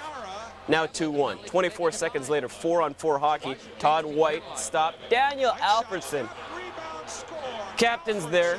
His 18th. Deuces are wild. Isles on the attack. Jason Blake back to Roman Hamrlik. Piping in. That's his first goal in 49 games. The drought is over. 21 seconds later, Oleg Kvasha, the theft on Brian Smolinski, moves in. Slick moves in tight. He's got number 9, 4-2 Islanders. New York keeping the pressure on. Now, we started the pack with Ronning. Only appropriate we finish it with him. Number 77 now has 300 on his career. He can still get it done. 3 unanswered for the Isles. They take it. Voting the Sens off the island. Ottawa losing for the first time in 5 games. The Islanders improved to 2-1-1 against the Senators. As talked about, taking the season series for the first time in 10 years. Now, before the game, the league named Marty Havlat Offensive Player of the Week. Senators and Islanders meeting for the second time in 4 days. Excellent second effort by Trent Hunter. Sticks with it along the boards. Final seconds of the first period. Jason Blake flutters a wrist shot that somehow beats Martin Prusik glove side. Blake gets the goal, 1-0 Islanders. To the second, Cliff Ronning, 1-on-2 behind the Ottawa net, takes the puck, banks it off Prusik's elbow, give Ronning the goal, and just like that, Islanders 2-0 lead. Still in the second, watch Martin Havlat put on the brakes, move to the middle, wide open shot, save DiPietro. The rebound, Karol Rakunek, and look at that save. DiPietro on his back, made 30 saves on the day, none better than that one. Islanders led 2-0 after 2. We flash back to Thursday because the Islanders had a 4-0 lead that night until Zdeno Chara brought the Senators all the way back with that goal, one-timer from the right point. And we show you that because third period on Monday, watch this shot. Same Chara, same right point, same one-timer. This one tipped in by Chris Neal, 2-1. 68 seconds later, Ottawa ties it. Todd White shot stopped. Daniel Alfredson not stopped by Roman Hammerlich. Just like that, it's 2-2. So Steve Sterling says, timeout, guys. You got short-term memory loss. Remember Thursday? Well, the Islanders did. Jason Blake along the boards, taps it out to Hammerlich, who makes amends for that defensive gap. Somehow this puck eludes everyone, including Prusek, hits the post and scores. Hammerlich's first of the year. Islanders up 3-2. 21 seconds later, watch Brian Smolinski. Rags the puck back toward his own zone. Oleg Kavacha steals. Now remember, he was beat up by his own goalie on Sunday in practice. This time he beats the opposing goalie. Prusek victimized. Islanders now 4-2 lead, but not done. Roning along the boards at mid-ice, takes it and continues on. And from the face-off circle, he blasts one. Beats Prusek glove side. That was a theme. 5-2, Islanders with the win. Roning now 2 goals, including 300th of his NHL career. He has 3 in his 4 games as an Islander. Isles now alone in 8th place in the East. And it's their second home win this year against the Senators. Before this year, they hadn't beaten Ottawa at the Coliseum in 7.5 years. Islanders have scored 13 goals in their last 3 games. And after this win, the head coach admitted he learned a lesson. Well, it shows that that there is resiliency and there's some veteran leadership there. And we didn't hang our heads. It's 2-2 against a good hockey club. We knew we weren't going to try to keep them off the board. To do it for 2 periods, we thought were pretty good. And we knew they weren't going to roll over and die, keep coming at us. And 1 got them excited, and then the 2 got them real excited. But I like the way that after they got to 2, that we just relaxed, settled things down. We called the timeout just to slow things down, and I really didn't need to say much. The veterans spoke up and saying, hey, it's no big deal. It's a 16-minute game, and that's what we made it. I think we showed a lot of character tonight. Like, you know, you keep seeing that we're a young team, but we're starting to mature. We're starting to come together as a group, and you know, we're not. This is the first time that the 39-year-old Laviolette will face his former team. One of the NHL's youngest coaches, Laviolette led the Islanders to the playoffs twice during his stint on Long Island, but that was not enough to keep his job. But on December the 15th, Laviolette back in the NHL as a replacement for Paul Maurice. There's Mr. Laviolette coaching against his former team for the first time. Less than 4 minutes in, Islanders power play. Trent Hunter, super rookie in front to Justin Papineau. He beats Kevin Weeks, 5th goal of the year, 1-0 Islanders after 1. Second period, tied at 1. Jason Blake to Mike Pekka. One-timer beats Weeks. 2-1 New York. Pekka's 7th. Love Pekka. Last minute of the period, Dave Scatchard finding Trent Hunter. The rookie's 16th goal of the year, high glove side, 3rd point of the night for Hunter. 3-1 Islanders after 2. The 3rd, Sean Hill to Justin Williams. With the Greg Buckley-like slap shot, our beloved producer beats Rick DiPietro. Kings trail 3-2. 9 seconds in the 3rd. Carolina with the extra attacker. Brett Hedican point shot. But Rick DiPietro with the stop. Islanders win 3-2. Ron Francis playing in his 1700th career game. Only Gordie Howe and Mark Messier have played more games in their career. Rod Brindamore was forced to leave in the first period with a strained groin. He did not return. Great Al Arbour did it numerous times. His successor, Terry Simpson, did it once. And not since that I Love the 80s era did an Islander head coach take his team to the playoffs in back-to-back seasons until Peter Laviolette came along. Unceremoniously dumped over the summer, but hired by Carolina last month. You'd think Pete had this one circled on the calendar. Islanders, Hurricanes, his first game against his former team. Here we go. He replaced the fired Paul Maurice in mid-December. Coming into this one, the Canes just game under 500 since Laviolette took over. Early first period, Islanders in the visiting white. Kenny Janssen pinches and keeps the puck in the zone. Trent Hunter for Justin Papineau in front. He converts, beats Kevin Weeks. That's his 5th of the year. Islanders on top. 1-0 the game less than 4 minutes old. Later on a delayed penalty call on the Isles. Puck comes out to the blue line. Sean Hill puts it on goal. Did Rick DiPietro stop it? Well, the official says no, it's a goal. They do review it upstairs. A second look shows they made the right call. Hill shot slipping under DiPietro. 1-1 at the end of 1. Let's go early second period now. Michael Pekka makes the play and then is able to finish it. The shot deflects off a defenseman in front, change of direction, fooled Weeks. Pekka's 7th of the year. Islanders up 2-1. Under a minute left in the period now. Hunter cycles and feeds Dave Scatchard, who goes and refeeds for Hunter. His 16th goal, he figured in all 3. Islanders scores on the night. Early 3rd, Carolina cuts it to 1. The newly acquired Justin Williams blasts it past DiPietro, his 7th. 3-2 is the Islander lead at that point. DiPietro has to stand tall on the pipes in the final seconds. Would he do it? Yes, he does. Anxious final moments for the Islanders, but they do hold on, and they win it by the final of 3-2. And Trent Hunter with a goal and 2 assists, your star of the game. DiPietro with 25 stops as the Islanders in their first meeting with Peter Laviolette go on and win it. Close one, 3-2, your final. Atlanta, the highlights from Atlanta, middle of the first, no score. Isles power play, Kavasha to Winehandle, 1-0 Isles. A big game for Kavasha. We'll get to that in a moment. Rick DiPietro, big night for him as well. Hot early. Stops Ilya Kovalchuk on the one-timer with the leg. Spins around and gets a glove on the rebound. And then Kovalchuk hits the crossbar. Early second, once again, DiPietro facing Kovalchuk. This time on a mini breakaway. And again, DiPietro stoning Kovalchuk with some help on the back check as well. Middle of the second, Isles shorthanded. Jason Blake gets the breakaway. Sean McEachern on the back check, slashes break. Pasi Nurminen stops it, but a penalty shot is called.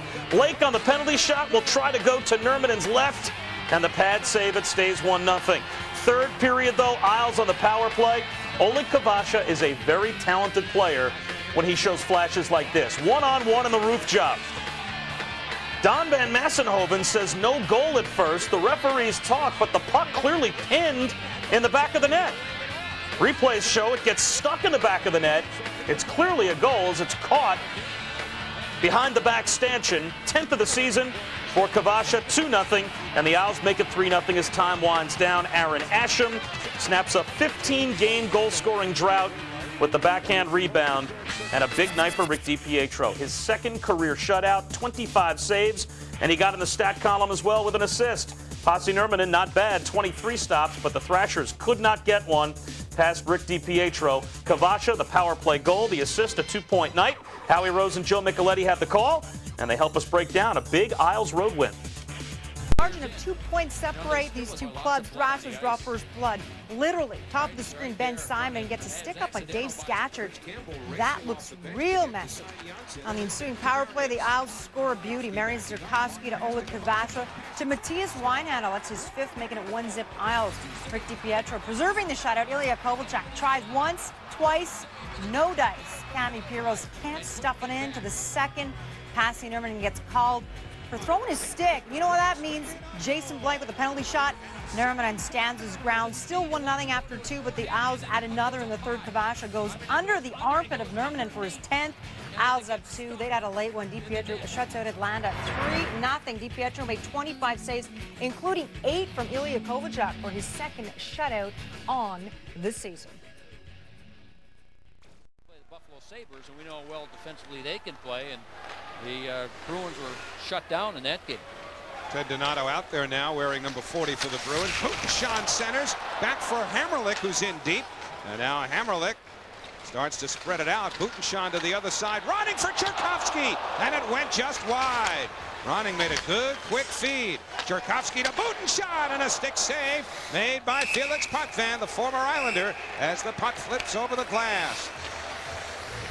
How about the fourth line for the Islanders providing some offense? Those are the best scoring chances of the game. Cherkovsky had 2 set up by Butenschan, and then Ronning with a setup to Butenschan for a chance, and that got deflected up high. So this fourth line for the Islanders comes out and shows a lot of offense. Cherkovsky in the corner. Pardon me, I said Ronning. It was Cherkovsky who had 2 shots and then set up Butenschan for that try. Now Scatchard peels the draw back to Yanni Ninnema. Hunter, long drive, he scores! It went off of Potvin, who could not slow it down, and the Islanders take a 1-0 lead. Right from the face-off, and Trent Hunter, he's a confident player. Hunter's lined up in the middle, goes right to the boards here. And now when he gets it, he just decides to shoot. I don't know if Potvin had trouble handling it or whether he was surprised. It looked like he had a clear lane and only got a piece of it. And here comes the shot again. Is he screened? Maybe a little bit, but that's one he should have had. And Trent Hunter with another goal, and the Islanders lead it 1-0. Number 17 for Hunter, who leads all rookies in goal scoring in the NHL. But back comes Samsonov. Didn't get everything on that, and now Bates recovers. Samsonov did not really get a shot off. Boy, did he make a subtle move where Kenny Janssen bit on the move and went way to his left. And then Samsonov, you're right, Howie, fumbled the puck. What an opportunity for him. So Trent Hunter sends it all the way down. Hunter now leading the Islanders in points as well as goals. He's leading in assists as well. That's the kind of start he's had. And he leads the league in game-winning goals with 6. All the Islanders have to do is win this one 1-0, and it'll be 7. In on the right wing, Ralston. Brian Ralston makes a move, put it in front, off a skate, recovered. Axelson steered it wide. Axelson put it back towards the net. DiPietro knocked that away. And now Papineau up the left wing. Papineau was bodied to the boards by Jiri Slager, number 71. Give the assists to Niinema and Sketcherd on Hunter's 17th goal at 5:56 here in the first period. Kavasha doing some dirty work in the corner. Well, the Kavasha being watched carefully by Corazzini. Rebounds to Winehandle. Now Winehandle hit. Kavasha's got it back. A backhander is grabbed by Potvin. Good start for the Islanders. 7.5 gone. First period. He's had a great season thus far and is going to the All-Star game. Congratulations to Rich good Campbell. for him. Yeah, the head trainer for the Eastern Conference All-Stars at the upcoming game in Minnesota. Congratulations.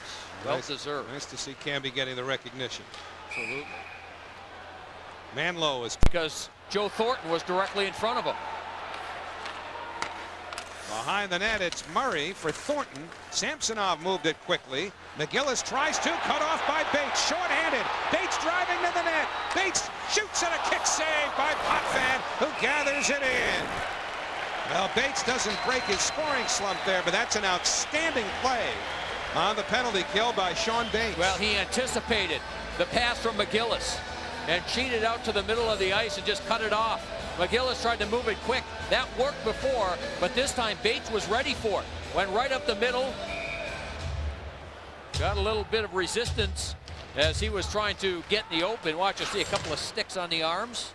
Bates still a good shot. Good save by Felix Potvin. In control, good position, easily made the glove save.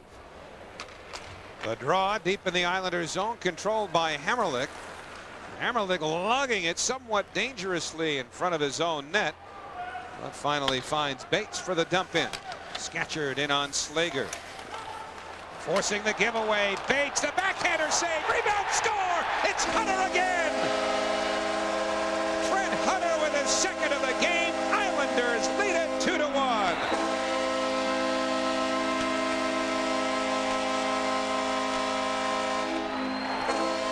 Guess who got it going? Dave Sketcherd on the forecheck. He was quick on Jiri Slager. There's the dump in. Here comes Sketcherd on Slager. Good positioning. Gets his stick there. Ties him up. Now Slager feels the pressure. Has to get rid of it. Good job by Bates to get a shot. Hunter follows up with the rebound for Hunter, number 2 on the night. And it's 2-1 for the Islanders. Great job on the forecheck, and Hunter with the finish. Well, Hunter trailed Michael Ryder of the Canadiens by 4 points coming into this game for the point-scoring lead among rookies. In the NHL, he's already cut that to 2 with his 17th and now his 18th goals of the year.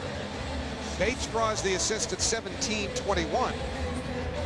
And that's the 4th time that Hunter has scored 2 goals in a game. He's got more than 2 periods now. He'll look for the hat trick. And Sketcherd will not get an assist on the score sheet, but he made the play with the forecheck, getting in, forcing the turnover, forcing Slager to turn the puck over that led to the goal. He's playing very conservative, and then Trent Hunter off a faceoff takes over. Sketcherd wins the draw. Hunter goes to the boards, has time, and then takes the shot. Potvin just gets a piece of it, and the puck trickles over the goal line, and the Islanders let it 1-0.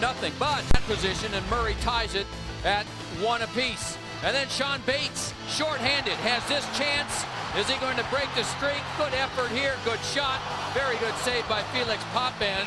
That was a shorthanded effort by Bates. And then the Sketcherd line was dominant in the first period. Dave Sketcherd on the forecheck.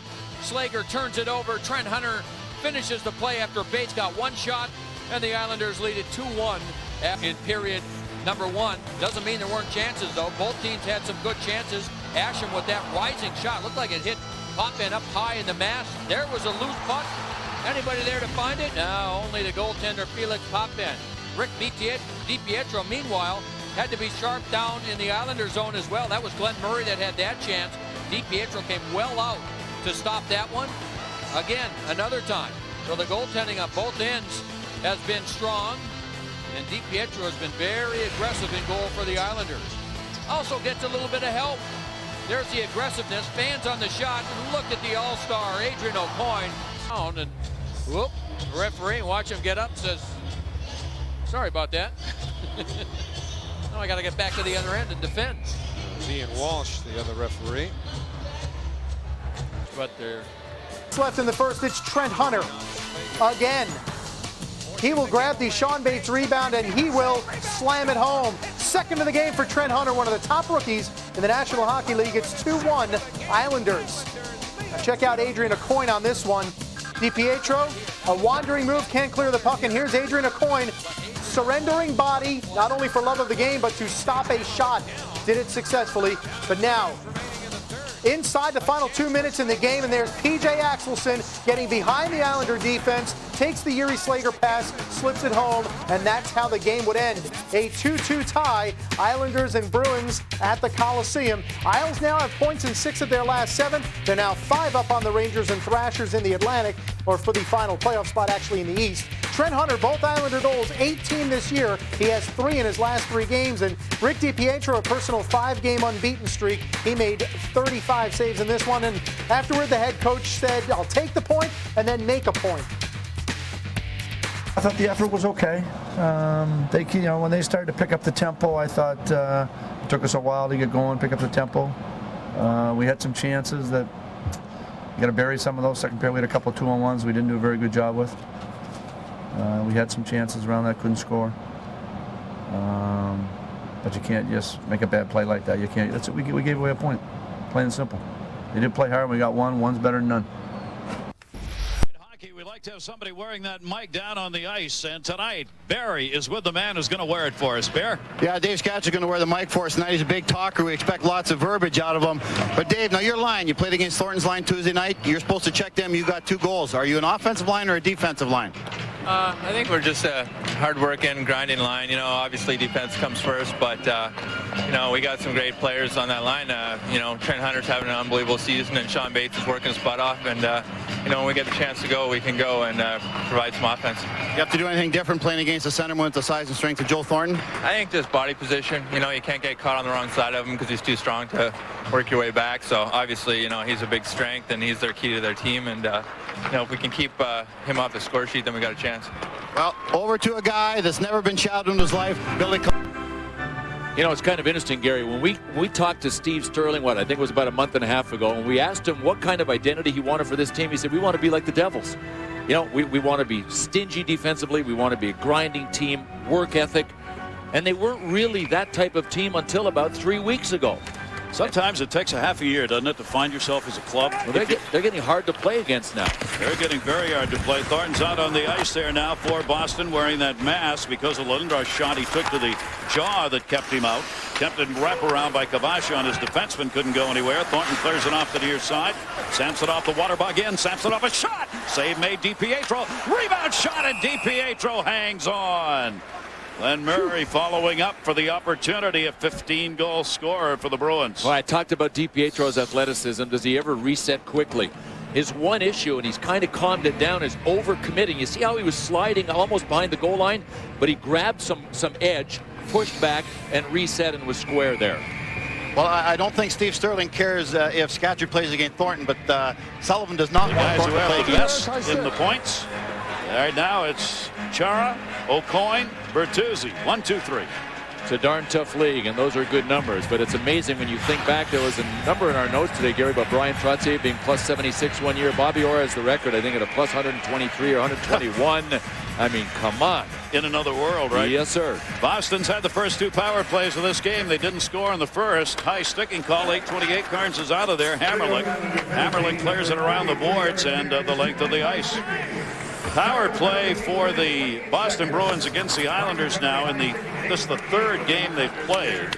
The Bruins have gone 1 for 7 on the power play. Intercepted, good play made by Kavash. Kavash sends it length of the ice. These New York Islanders are going to be without Yashin probably for another 5 weeks. So Kavasha, one of those is picking up the slack. Moved in along the near side and off the stick of DiPietro. He loves to play the puck. Tried to jam it up off the wall. It fell into the corner and cleared.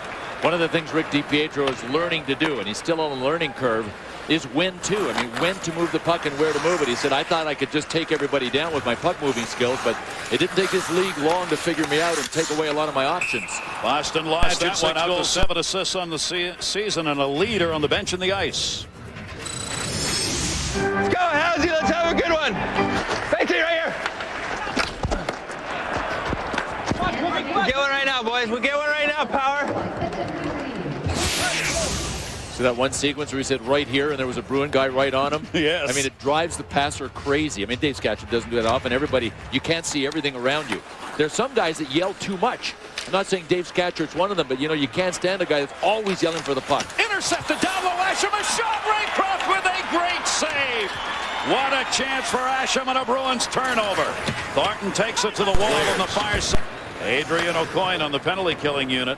Aucoin second in the National Hockey League in plus minus at a plus 24. One of the reasons he's going to the All-Star game is got 25 assists as well as a couple of goals. Another guy that's going for the first time. Yeah. And he deserves to go too. Gosh, he's been a good player for the Islanders the last 2 years. Power play underway. Yuri Slager. Slager trying to drop it off. That was Blake. He blocked it and got it back. Short-handed. 45 left on the power play for the Bruins. Almost an odd man. Hammerlick joined the flow here. Shot on. Score!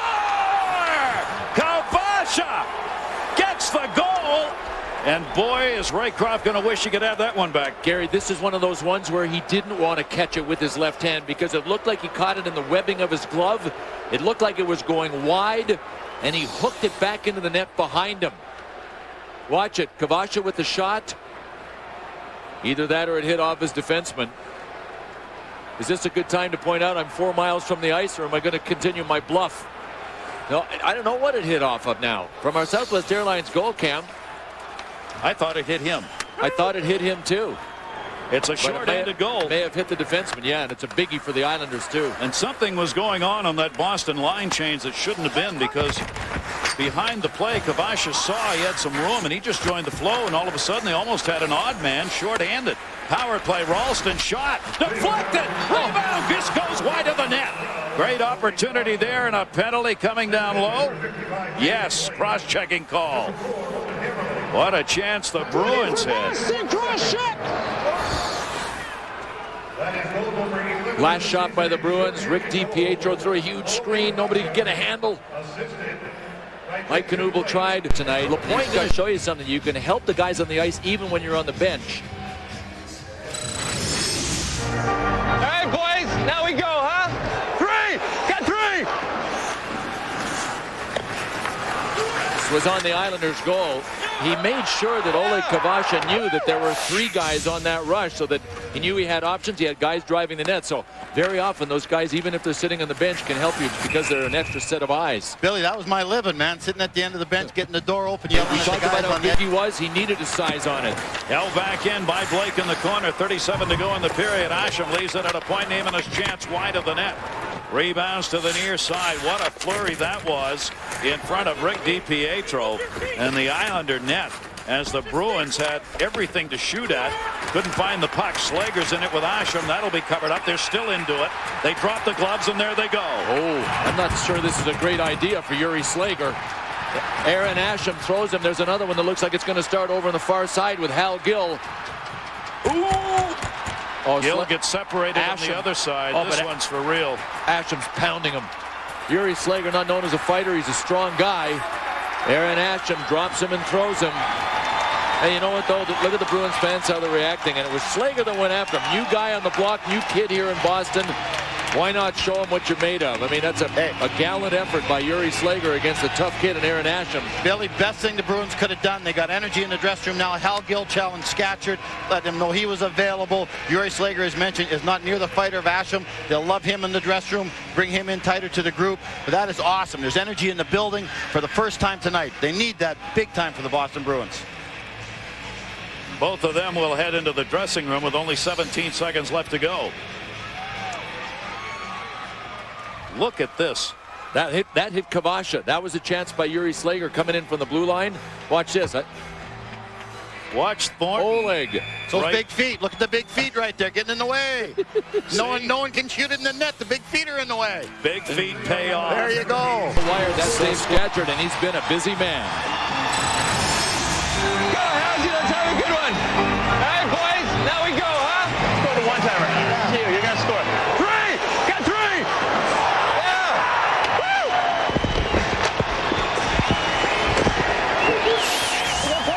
Woo! Took a pretty good hit there, too. Al Gill got a piece of him. There wasn't a penalty on that, to the best of my knowledge. There was not. He called for one, but said no. That'll be chased by Boston, icing. And he wins again. Well, he's been good. Yeah, he really has.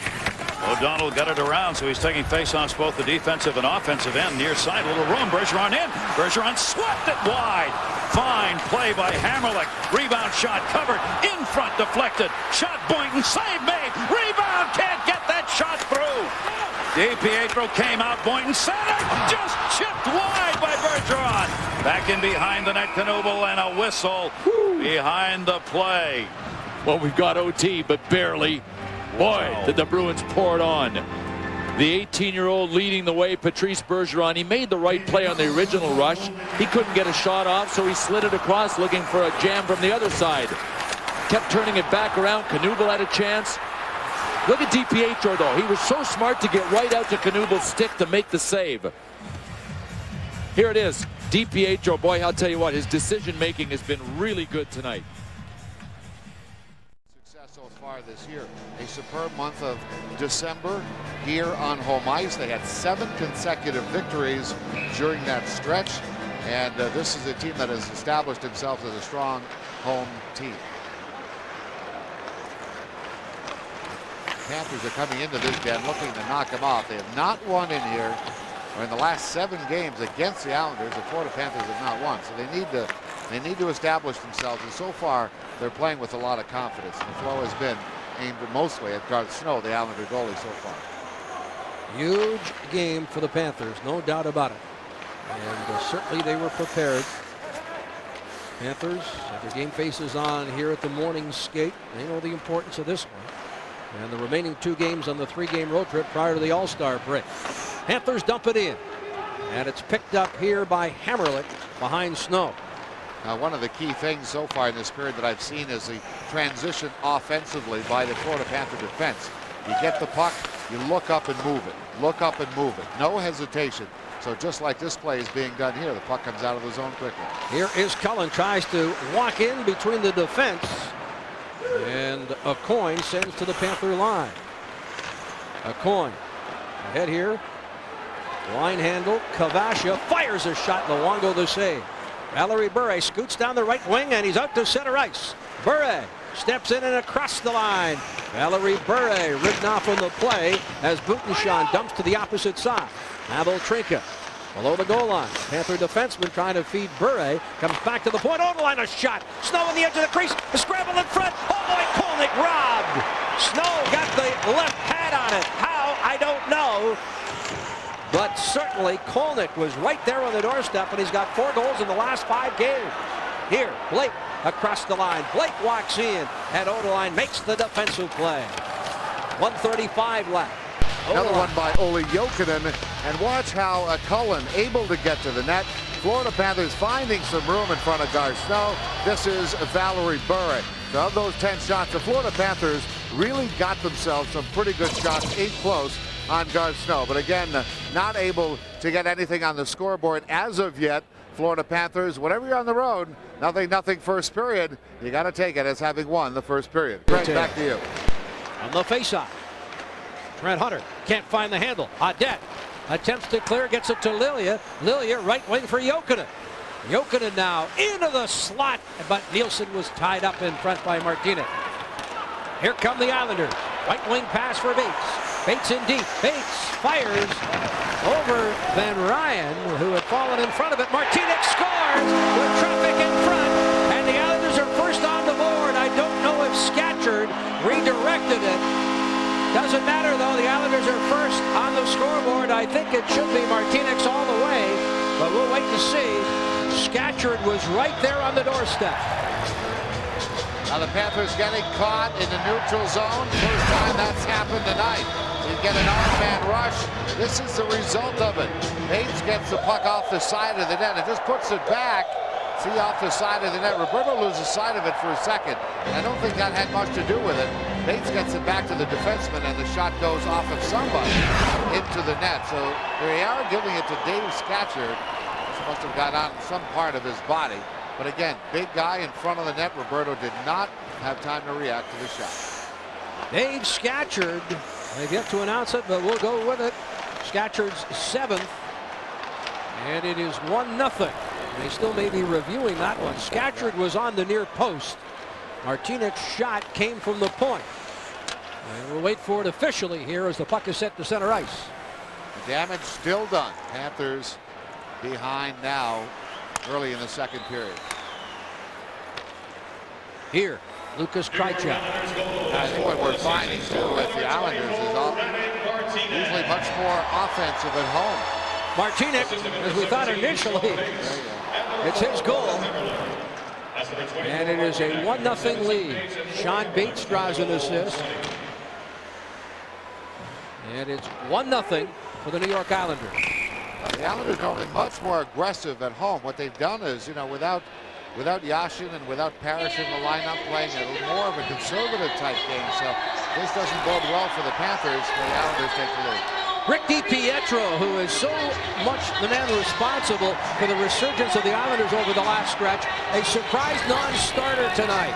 And he was very disappointed when informed prior to practice today. He likes going head-to-head against Roberto Luongo, everyone well aware of the trade.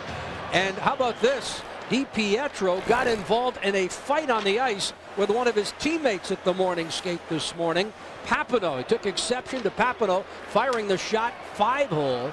And evidently his frustration at not getting the start tonight, leading to him being somewhat, what do we say, a little feisty at practice this morning. And it's the second time that one of the goaltenders on the Islanders has been involved in a fight in practice with one of his teammates. Earlier this season, it was Garth Snow who hit the blocker right up into the face of Oleg Kvasha, cutting him for something like 6 stitches. Well, I tell you what, that's like old-time hockey, Billy Smith. But you know, combined, DiPietro and Snow lead the National Hockey League in penalty minutes. So they are feisty. I can't tell you the amount of battles the Panthers, the Islanders have back in my day when Billy Smith wasn't happy with a high shot in practice or jamming the net. The goaltenders very protective of their crease back then. Lead this hockey club in scoring. His name, let's see here now, Potvin. Oh, Dennis! 17 goals, 37 assists, 54 points in 77 games. Way back in 1973-74. Hoping you didn't have to add that part. Let them figure it out. But everybody knows it's a long time ago in this very building. Remember as a youngster watching you in your rookie year. I had to ask my parents to let me stay up late to watch you play. Listen, I was so young then, I had to have permission to stay up late as well. 19 years old. Wow. I understand you had to put your hand in the air, Mr. Arbor. Can I stay up late tonight and play? Boy, he was in control. I tell you what, guys complaining about coaching today. Whew. Al was a great coach, but like all great coaches, you know, you earned his respect. Now, not only is Al Arbor still keeping an eye on Denny, but Denny went to visit Al Arbor, fighting back from knee surgery. And then he walked in the front door. There was the scale. All right, Potvin, get on the scale. How much do you weigh? I told Al, I said, what a beautiful house you and Claire have here in Florida, in Longboat Key. I said, you did well with my fine money. I felt by both Weiss and Ritchie, Byron Ritchie, the two top guys on the penalty killing unit. I mentioned over 2 games between power plays. 156 minutes, 43 seconds. It's almost 2.5 games. And there's the power play goal to tie it up.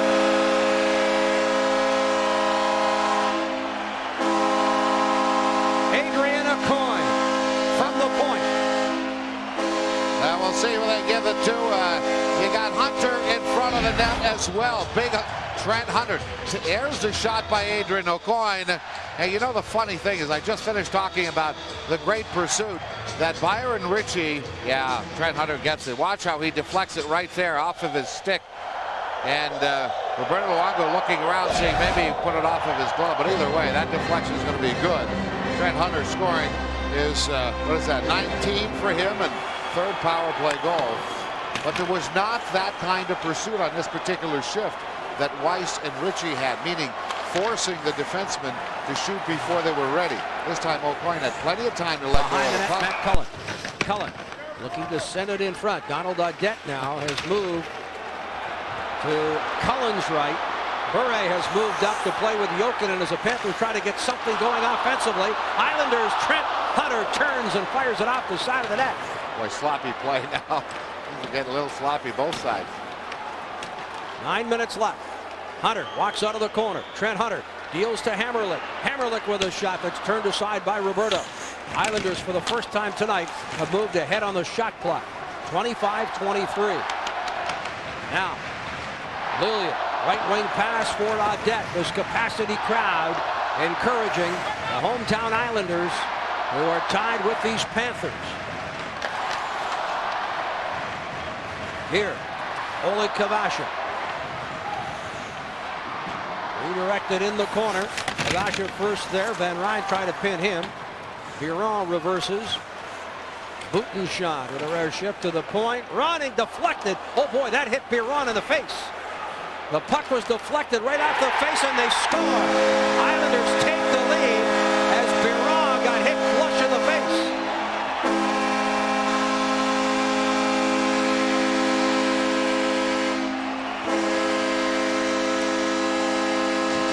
Well, again, those shots originate from well outside the perimeter. Let's take a look. That's the shot that hit off one of the players and went right up into Biron's face. He could not react. He just was, you know what happens is you get hit in the nose, your eyes get so watery, you don't see anything. And Biron right there trying to recover, but never able to recover well enough. And Jason Blake taking a shot through the crowd. No chance for Roberto Luongo. Too many bodies between he and the shooter. 15th goal of the year for Blake. New York Islanders 3, Florida Panthers 2. Pekka and Jokinen have been chased from the circle. What can go wrong has gone wrong for these Panthers, who deserve a better fate here. Islanders have been awfully strong. They have killed off 28 of 30 over the last 9 games, including tonight. Panthers 8th best in the power play in all the National Hockey League. Could use a key manpower advantage goal here. Time certainly of the essence. 2:20 left. 1:35 on the power plays. Jokinen drills it in. Audette, Nielsen, Jokinen, Bure, and Van Ryn all up front for Florida. All in the offensive zone. That's knocked down to the high stick. And since it wasn't played by yet another Islander, play allowed to continue. Bure. The Snow is awfully quick getting out of his net for a big man to get the puck around the back of the net. He does it here again. But this is a good shot as it stayed up high on the glass. Audette looking for the handle in the corner. Nielsen pulling his way free. Audette sends it off. The boards, takes a wicked bounce, and the Islanders clear it. Bates with Bure, the lone man back. Bates walks in. Bure not giving him much room, and poke check there by Luongo. 1:38 left in the period. Less than a minute in the power play. Kenny Janssen cross ice. And it's dumped back into Florida territory once more. Islanders awfully strong in the penalty kill. You can see why those numbers are as impressive as they are. Luongo out of the net. 6 skaters on for Florida. Here's Huselius. Drop pass for Bure. Bure walks in. Bure shoots. It's blocked. Beaudoin sent it in front. Oh boy! It got between the legs of Garth Snow and trickled out the far side. The Panthers raised their sticks in unison. They thought they had the goal. Bure turned the wrong way on that one. Jokinen. 20 seconds left in the power play. Florida on the prowl, and it's cleared right to the net and in. Out. Jason Blake with his second goal of the night, and that lights it. How unfortunate for the Panthers tonight. It doesn't get any closer than that. And for Jason Blake, you know what? Sometimes when you're sitting there, the other goaltender has been pulled and you're down a man. But one thing it allows you to do is you can fire the puck down the ice as hard as you can. You don't have to worry about being called for icing. So Jason Blake did just that and found the middle of the net. 1 minute left in this hockey game. Crowd file out. The Panthers have deserved Sean Bates hits the side of the net, but chases down the puck and finds Radek Martinek for the one-timer. Pass Roberto Luongo, Martinek's fourth, 1-0. The Isles on top. Not only would the Panthers tie the game, they would take the lead. Off the draw, the shot by Pavel Trinka bounces to Eric Badon, and he knocks it home. Past Garth Snow, 1-1. Just under 2 minutes later, Florida takes the lead. Byron Ritchie to Stephen Weiss. He has a wide-open net. 2-1 Florida after 2, but here come the Isles on the power play in the third. Kenny Janssen to Adrian Aucoin. Shoots. Trent Hunter deflects it home. Is that pretty? His 19th of the year. We're tied at 2. And a nice bounce for the Isles. Watch this goal. Martinek's shot hits Mike Van Ryn's knee, then Marty Biron's. Jason Blake gets it and beats Luongo. His first of 2 on the night. 3-2 Isles. Garth Snow held the Panthers at bay in the third. Stopping Valerie Bourret. Stops him again. 26 saves for Snow. An empty netter was added by Blake. And the Isles go on for the 4-2 win. The goal scorers, Martinek, Trent Hunter, and a pair. As I said, for Jason Blake, the Islanders are now 5 points clear of Buffalo as things stand right now for 8th place in the Eastern Conference. They have an 8-point lead on the Rangers and a game in hand on the Blue Shirts. Right now, the Rangers find themselves in 11th place in the Eastern Conference. As a means of setting the table, I spoke with one of the Islanders' latest acquisitions, Cliff Ronning, a little earlier. We'll hear that interview in a minute, but first, this look back at what has been an interesting season for Ronning. Here comes Ronning with Winehandle. Ronning shoots. He scores! Second of the game for Cliff Ronning. And for Ronning, his 300th National Hockey League goal. A key milestone in Cliff Ronning's career, especially so considering it came 2 weeks after he was convinced his NHL career was over. Just days earlier, Ronning, who was an unsigned, unrestricted free agent, was sitting in his home in Vancouver, playing the part of Mr. Mom with his 4 kids.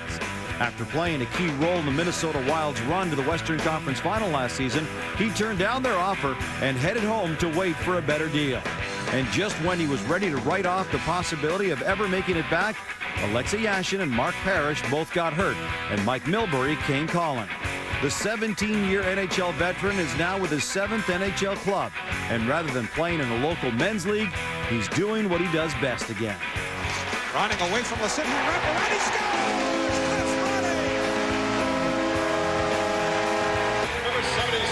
He just keeps getting better and better, doesn't he? Well, Cliff, Christmas came and went and still no deal. Did you start to wonder if you'd ever play another game in the NHL at that point? Yeah, at that point of, January 1st, I kind of in my mind thought that would be it. But, I stayed in decent shape, and just in case a team, a couple players could get hurt or what have you, or they wanted some experience and possibly play, power play, 4th line and add depth to a team. And I've been very fortunate. Did it make you appreciate how much you really loved the game when you were sitting there waiting for that call? Well, I mean, at first I was really wondering what it'd be like without hockey, and it actually wasn't that bad. And now, coming back, I really realize I am doing it because I love playing hockey. How were you spending your days while you were waiting for the call? Well, I have 4 kids, and I was kind of a bus driver at many times. I was at their disposal, but it was great for me to really spend some good quality time with my kids, my wife, and it was a good learning experience. And now that I'm playing, you really realize how fortunate you are. You've been back for 8 games now, 3 goals in 2 games last week. How are you feeling out there? Well, the first, 4 games, I felt really good, and I've had a bit of some muscle pulls, so I've kind of not felt so good the last couple games. I've been trying to get through it, taping up some things, but I think as it goes along, it takes a while for your muscles to adapt to, that fast pace. It's not quite the same as playing, a beer league summer type hockey. You scored number 300 versus the Senators last week. How special was that for you personally? Well, it was very special. I think I've been that kind of player that has always been that dark horse, a small player that, I really represent a lot of players that never had that chance. And for some reason, I got that opportunity. And I was very fortunate to come here and get my 300th goal. But also it was best that it was in a huge win for the team. And that was the best part. The Islanders' turnaround seems to have coincided with your arrival, just 2 losses in the 8 games that you've been with them. Have you pointed that out to the guys and let them know, hey, see what you can do while I'm here? Well, you know, one thing with experience, I know that, you know, sometimes when you're younger, you're going to play a lot, and as you get older, you might not play as much, and you'll play in different situations. So it's very important to talk to the young kids and give them encouragement, give them that positive feel. So when they're on the ice, they're feeling good, they're making good plays. And there's enough negativity with you guys, the media, and the newspapers and some fans that they don't need that. And if they have a player that's been around and gives them positive feelings, they start feeling good about themselves and their game. And, you know, our team's winning right now. So you're now 8th in the conference, going to the back half of a home-and-home with the Bruins tonight on TSN. You played to a 2-2 tie on Tuesday, in game which there was just 1 penalty call. Can you believe that? Yeah, I don't like that. I like lots of power play opportunities. For me, the odd time I get to get out there a little bit more, but, you know, it was one of those games, and, you know, Thornton and I tell you that Samsonov, they're great hockey players, and they're dangerous every time they're out there. Well, Cliff, it's nice to have you back in the NHL. Thanks for joining us. All right, thank you.